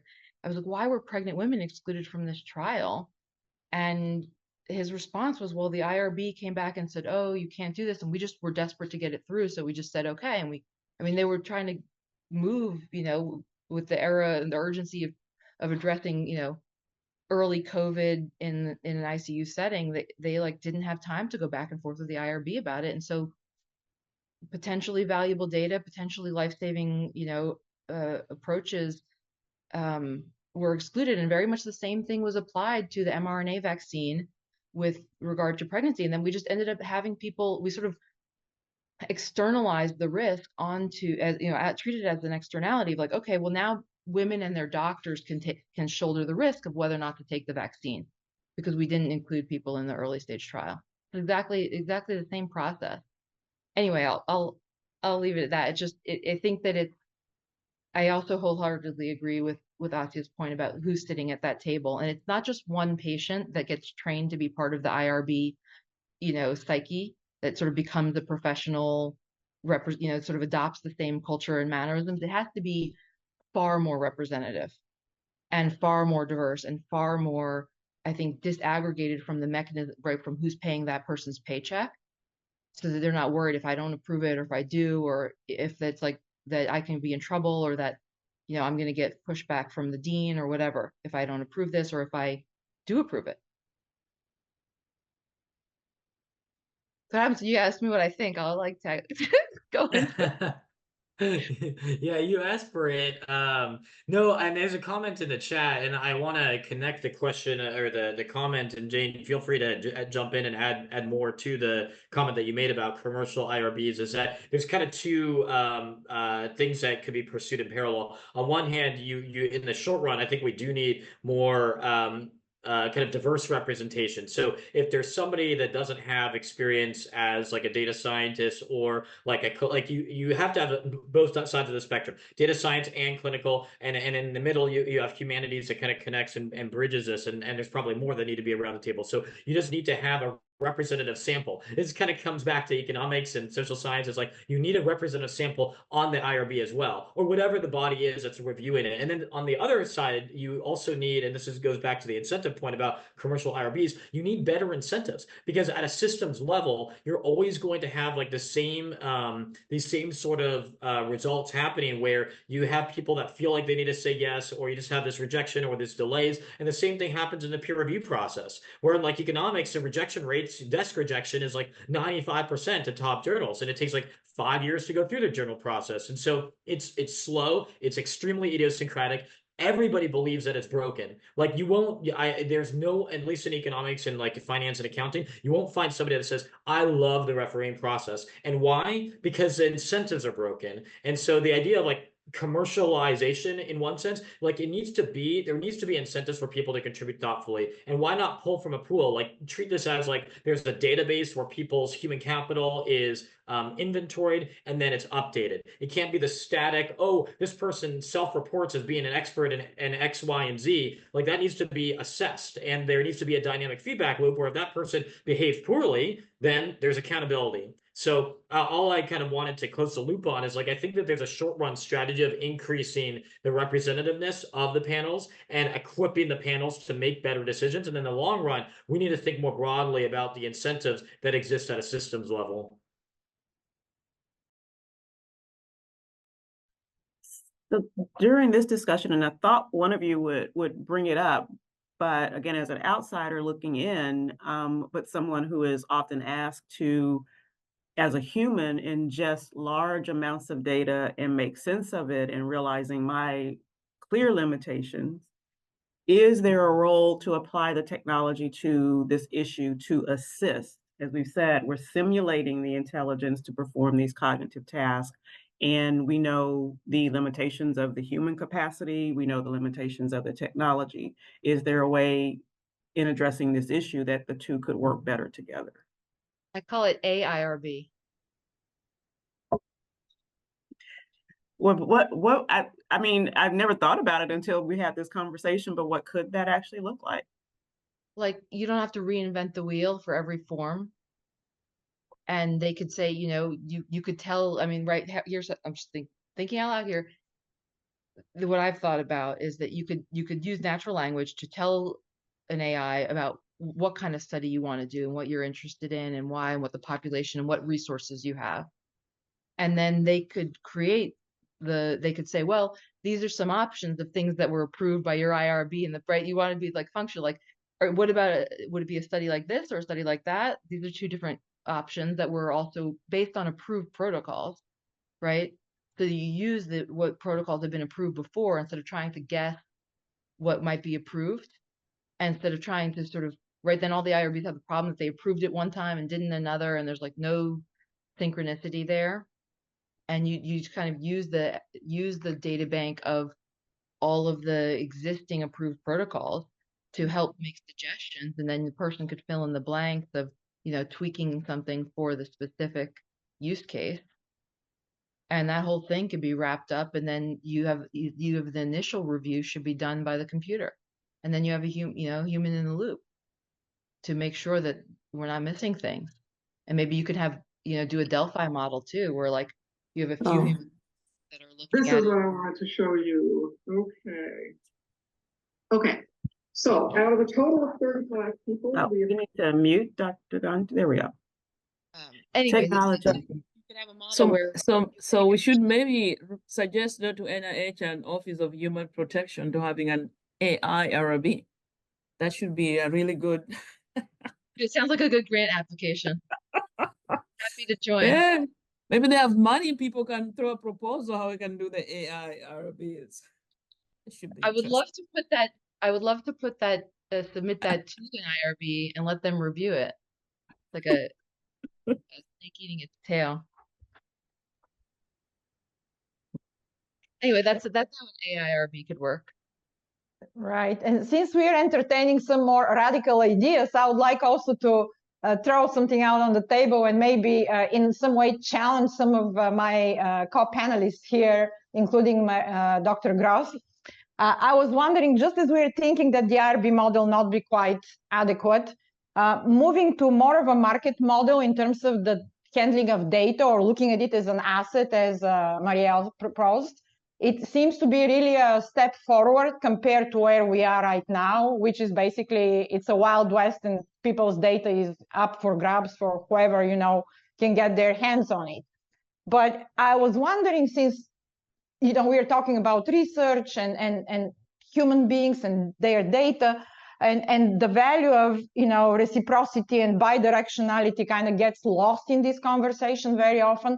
So it seems to me that maybe even the market model, which is a tremendous step forward from what we have, may not be fully adequate in terms of like handling and fairly utilizing, health-related data. So it's not that I have a ready model to propose, but it seems to me that some things that we know from health economics, for instance, is that the sphere of healthcare is such that there is no point of natural market saturation, that this is such a valuable commodity, if it is a commodity, that we could never bring the price down in terms of demand or in terms of how much we could improve. Because even if we somehow miraculously make all of our population healthy, there is always the next step, which would be, why not enhance people's health and already, qualities that are functioning pretty well within the norm.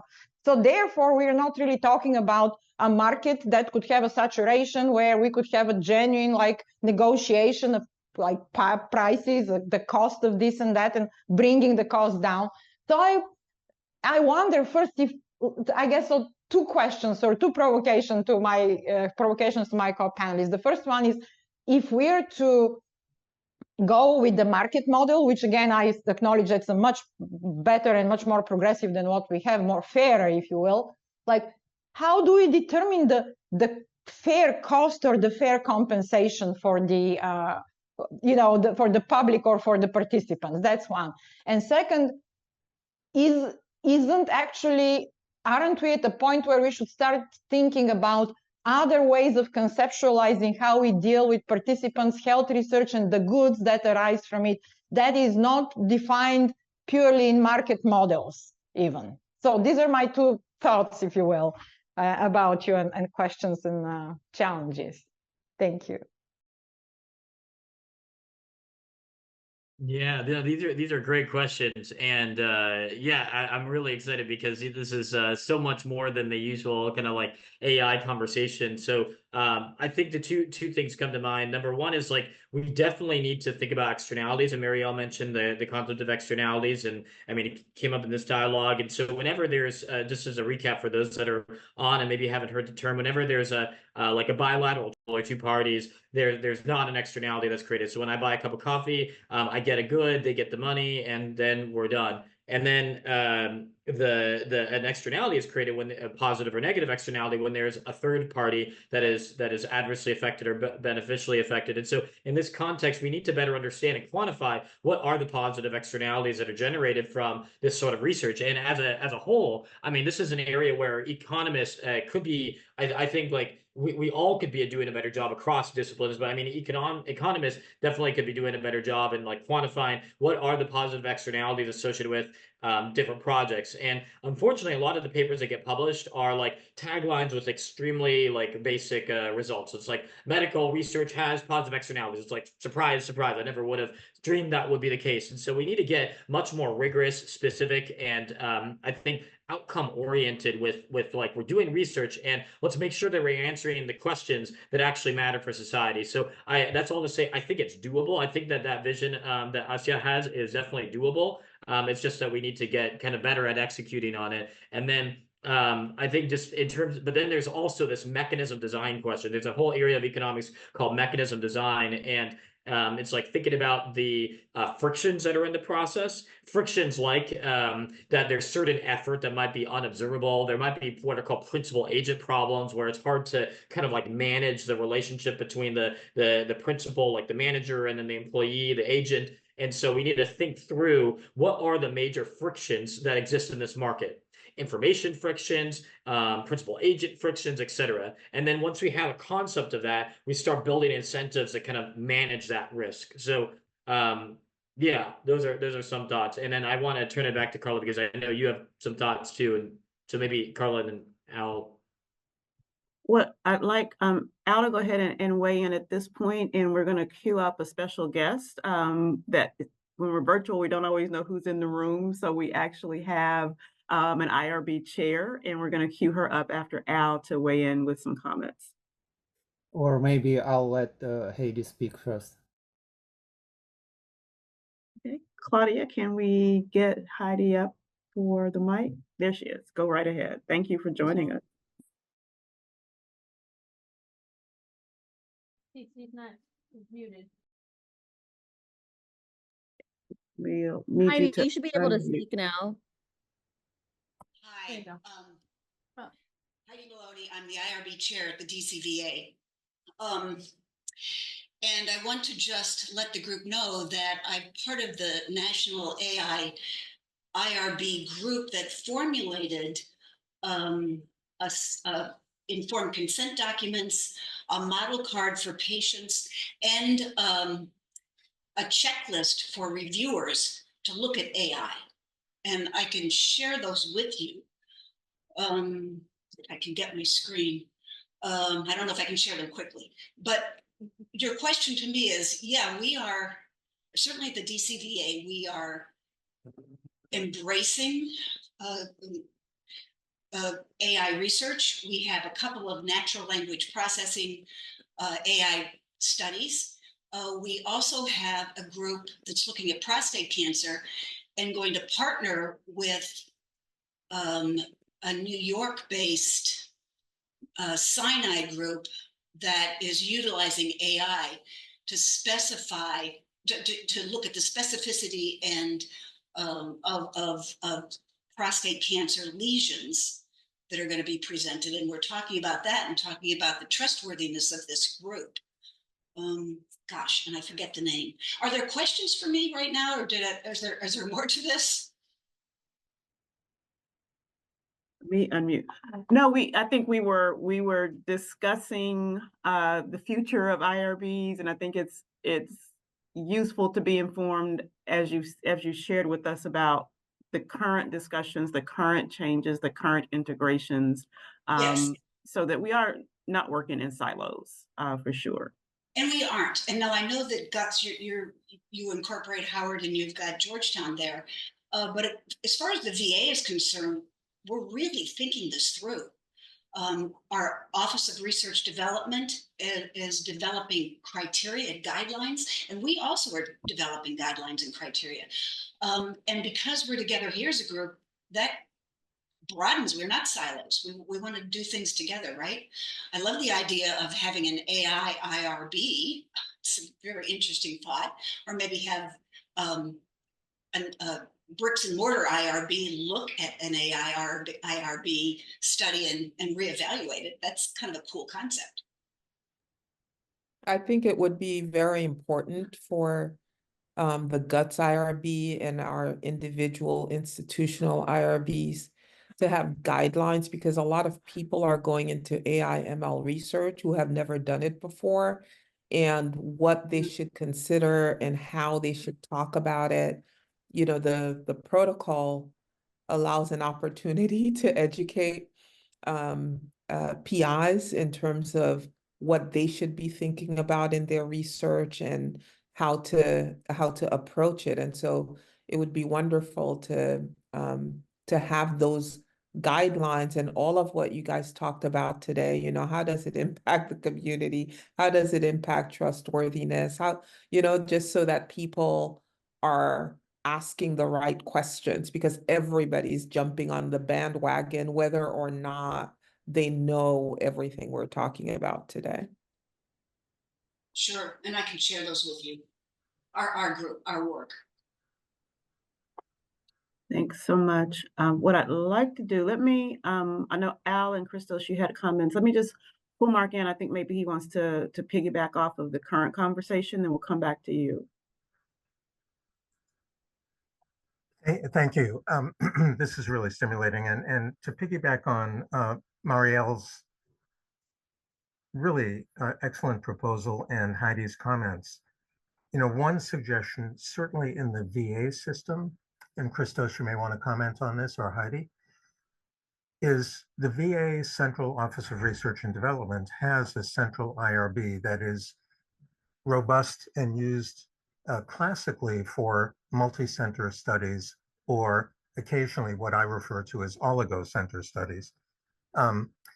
But that would be, you know, one possibility for creating, at least in the VA system, across the consortium of academic VA medical centers, which number more than 100, of this idea of an AI IRB that could service, you know, the entire VA academic consortium. Because to put that on a specific VA medical center, while the expertise certainly exists in some and not others, might be too much of a burden. Moreover, the VA central IRB works well. So extending that concept to, as Marjorie just said, to, in our case, the GUTS IRB, which is an IRB that's centralized to our multiple clinical institutions, the idea of sort of doing a beta test of this AI IRB concept with multiple collaborating institutions, whether it be in our particular CTSA hub, our consortium, as Marjorie suggested, or on a larger scale, such as what I'm suggesting, perhaps Christos or Heidi, to maybe bring forth as at least a concept more centrally, or in other healthcare systems, is really something worth thinking about. And I'll stop there. No, definitely. So I put in the answers to one of the questions, I think, from Christine, link to our paper that was published introducing this concept of a supplemental AI RB module. And I think there's a valid question of, like, do you create an entirely new committee, or is it a set of questions that the current committee, ARB committee, would have to kind of guarantee a minimum threshold? And I think I don't have I certainly don't want to give a kind of verdict on it. I think that's something that would require deliberation, because anytime that you add more kind of rules, it stretches people kind of even thinner. So But yeah, we would love to. I think like about a year and a half ago, we did a presentation to like 150 different IRBs across the nation, or at least 150 were tuning into the call. And then we ended up testing it across, I think, like 4 or 5 sites. And so anyway, some of the results there are reported. But yeah, we would love to work with more. And I mean, it doesn't even need to be us. It could be like anyone can kind of run with it. We would love to kind of document the lessons learned and to have a systematized process so we kind of collect feedback as we move forward. So 100%. Let's keep in touch about that, and we should innovate more. I mean, like we're not wedded to that particular module. Like we can certainly innovate upon it. So, yeah, let's do it. And then in the long run, we can think about kind of going back to systems level incentives. We can think about better ways to do these things. But yeah, I think one of the key points, actually, just to close my thoughts on this, and before turning it back, and as we kind of approach the final part of this hour and a half, is that there are like tons of good people in the IRB system. They're just like there's tons of good referees. The question, I think, is from a market design perspective of how do we ensure that the average experience is better and that's faster, it's high quality, and so there's plenty of good people in the system, and we just need to make sure that those efforts are fully utilized at a system level. Thanks for that. Absolutely agree. Thank you, Christos, for that comment.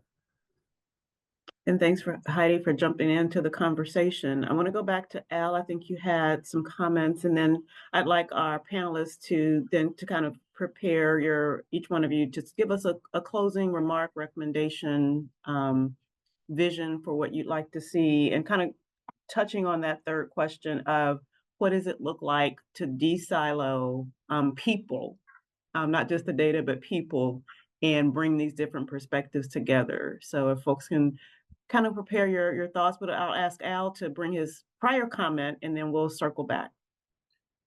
Yeah, actually, a lot of it has been answered through the discussion. I just want to say that we really probably cannot skip the methodology here as we talk about regulations in IRB. As we remember, the Belmont report that lies at the foundation of the current IRBs was designed as a response to the horrors of the World War II. So we really don't want anything like this happen, like a Terminator 5 movie when the AI takes over, and then we, putting together our efforts to protect the humankind. So I think to add to what everything was said, the AI IRB and the wonderful work that Christos and his team is doing, we do need to reach a consensus, because we would not be able to skip the consensus phase. And maybe what we're looking at is that the whole IRB field should be revolutionized with the data science and AI as being inevitable part of our lives being present there. So the IRB will not be afraid of the word AI, but rather will be, embedded into this new reality. So thank you all for such a really robust and thought-provoking discussion. And while it's great to kind of think big, I think everybody's made the point that we do need to bring things to practical use and meaningful use and ultimately impact. So as you're thinking about your closing comments, if you can just sort of give your thoughts about how to get there and how we can get there together, meaning bringing in the different perspectives that often are not shared within any particular team. So I'll start with Mark. Actually, let me start with you, and then we'll just go around the Brady Bunch boxes. Yeah, you'll need to unmute. I think one of the things that strikes me again and is our aggregate goal. Our aggregate goal is to improve health, the public's health, in a fair and equitable way. That is what we're all about. And so to that end, no matter how we get there, and the devil is in the details yet to be worked out, we need to figure out how to disseminate and translate and implement the knowledge that we gain in a fair and equitable and inclusive way, accessible to all. And I think the dissemination and implementation part of what we're talking about today, we haven't really emphasized a whole lot. In fact, we really haven't emphasized that. To some extent, of course, in Marielle's excellent presentation and commentary is certainly one outstanding example. But our goals are not only to acquire information properly, but to use that information to improve the public's health equitably, fairly, accessibly. As Asia emphasized, we don't really have even clarity on such a seemingly simple, but we recognize complex idea of what is fair, as Asia emphasized in her talk. So we need to work together, not just we specifically, but the aggregate we need to work together better societally. And one final comment, and that is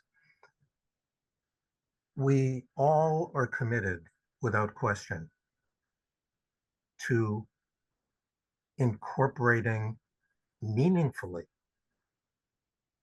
our community colleagues and various people who have all diverse people who have interests in advancing health science to improve health care. But one of the conundra, of course, is how diverse people, even informed, can give information that, let's say, in a consultative way to the decision makers. So I think the process of decision making that we're talking about the design and use and dissemination and implementation of things related to AI in an ethical way, et cetera, the whole theme of today is one that is really complicated, very urgently needed, and there need to be more discussions among all representatives who have a say in this, to have a say in this and how to do so. That is the proportionate say is really what I'm getting at. And I'll stop there. Thanks, Mark. We have just a few minutes left. We have a little bit of wiggle room for closing, but if Al, I'll go to you and just a quick closing thought. Yes, thank you. So I'm still with the methodology. I think we need to build a methodology of trust, but not just the trust between us, community, and computational AI, but rather the trust between the communities. So between the data science, research, professional community, and the community of people who supposed to benefit from what we're doing. So we need to find this common language that can help us all to work together. Thanks. Marielle, you're in my top left corner. I thought this was really a great conversation, and it was really great to learn about the work that everybody's doing, and perhaps even a new collaboration is born of this conversation, which is always great. I think my final sort of thought is, I love the comment that Carla brought up about if you're not at the table, you're on the menu. That is the norm for how we're treating data today.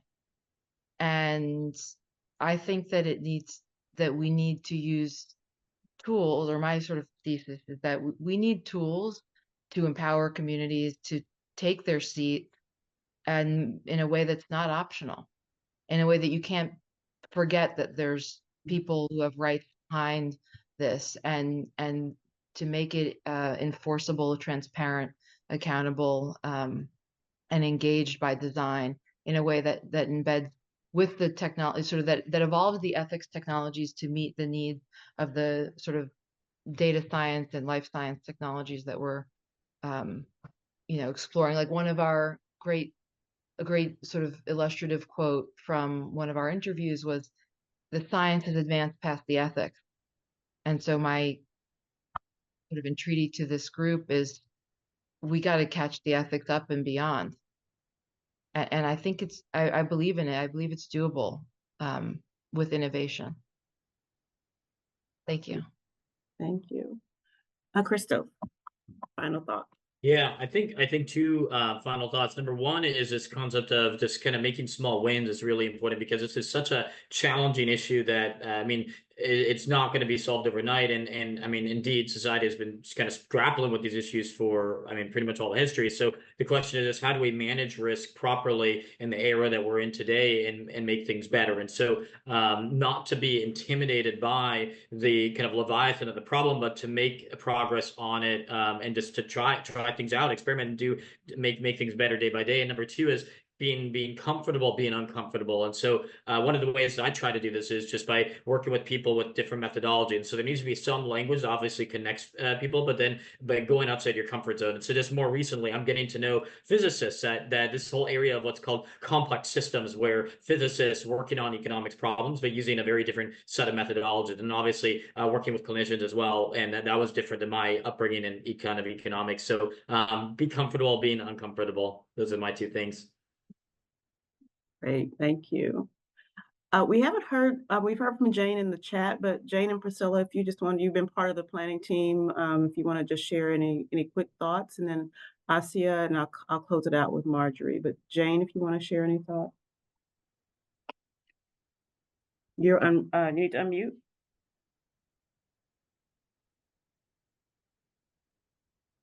A big thank you go to all the speakers and everybody planning this great section. And I hope this will be moving forward to be able to get a report of that, get a publication, and just keep the group going on, keep on adding more knowledge into the field, and try to work with different people from different interdisciplinary fields. We just keep on moving forward. And thank you all. And I don't know, Priscilla, if you want to just unmute and have any quick thoughts. No, I would just like to thank all of our members and our panelists for participating today. I found it very enlightening, particularly the IRB points, and I look forward to a lot more discussion. Thank you. Thanks for your support. And we'll close out with Asia and then Marjorie. I just find this like a very fascinating discussion. At this point, after all the contributions, it's really hard to add anything that could be original in any way. But I just want to, share my final thought, which is that on the one hand, we are facing a new technology and technological, qualitative jump in what these new tools can do. On the other hand, we're facing the same old or like perennial questions about human health, the value, the vulnerability of human beings, how to improve their, life and to minimize suffering. So I think we need to bridge these two spheres. One that is the technical revolution that faces us with new challenges, and the other one, which is the perennial questions of how we make people's lives better, how we gain people's trust. And seems to me that a lot of the ways to bridge them were already suggested in the discussion. And these are things such as interdisciplinarity and diversity and breaking silos and be brave and be ready to be provocative. And I think that's probably something like that comes out of our discussion. I think we'll have made a dent. Thank you very much to all for the opportunity. Thank you. And lastly, Marjorie, any just very, very quick closing thoughts as our PI representative today? Sure. This couldn't be more stimulating, and timely and thought-provoking.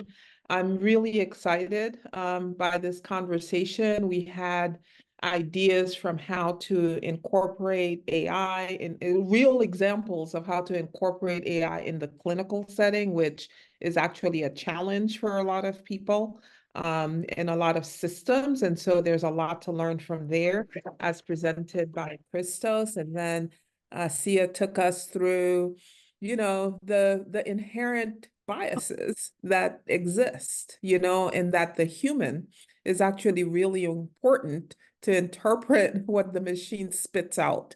And we have to keep that in mind. Alex, of course, went through each of the steps in terms of what do we need to consider, you know, to keep thinking about trustworthiness and all of the components and principles of trustworthiness. And I think it's important to keep all of those things forefront in our mind.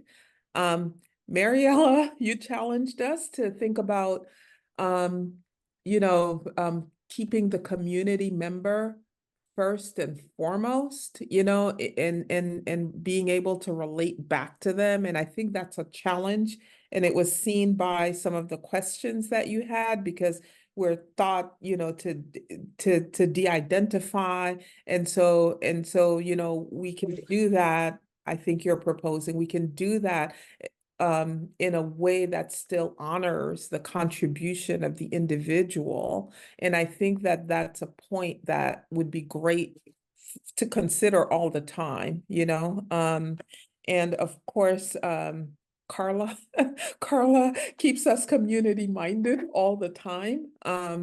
And always brings about those principles as well, to put the person first and foremost, to put the person at the table. And so this was really enriching. It's just a great, you know, session that we've had today. So congratulations to all of you. Thank you to the audience and for joining and being part of the discussion. Thank you for letting me facilitate this very rich and important conversation. We'd be remiss not to say my thanks to Claudia and Elon, who've been in the background making everything happen. And I think we have some announcements and making sure that we're evaluating this activity so that we can improve going forward. Thank you all again for joining, and I'll turn it back over to Mark or Claudia, who's going to close us out. Yes, well, I would simply echo the thanks that have already been given by everybody to the organizers as listed in the prior slide, to all of the speakers, to the conversation that took place, and to the excitement and enthusiasm of what was truly a sterling several hours together. And I hope, as I think we all do, that this will be the beginning of discourse among us and shower out to our many other colleagues who are not part of today's discussion. If I could just have the next slide, please, the last slide. So if you look at the QR code, for those of you who are have your cameras available, please scan this QR code into your phone, which will bring you to the survey instrument that I hope all of you or most of you completed prior to this webinar. And I would ask all of you to now complete it at the end of this webinar to see what the change might be, because I think all of us have learned a great deal. We've all shared a great deal. I would say that for those who complete this, one reward will be a slide deck from all of the speakers. So in order to obtain that slide deck, it is important that you complete this survey. As was mentioned, our intention is not only to assess, what we collectively as colleagues, all of us on this experience have learned, but to then share it in the larger world, because we're hoping to publish the proceedings of this symposium. And we will be working together as quickly as possible to convert all these superb presentations and discussions into a narrative that will be more enduring and one that we can share. So without any further commentary, because everyone has, I think, made some very pertinent and meaningful comments, I want to thank each again and every one of the participants for your engagement. I want to thank the speakers for outstanding presentations and discussions. I want to thank all the organizers for making this happen. Carla for superbly running a really provocative panel discussion. And we will look forward to perhaps having a sequel of this at some point in the not too distant future, so that we can extend the important concepts here and lead to some actionable items. And I think the last point I would make was Christos's, and that is, let's all become increasingly comfortable with being uncomfortable. So thank you once again for a superb session together. Thank you.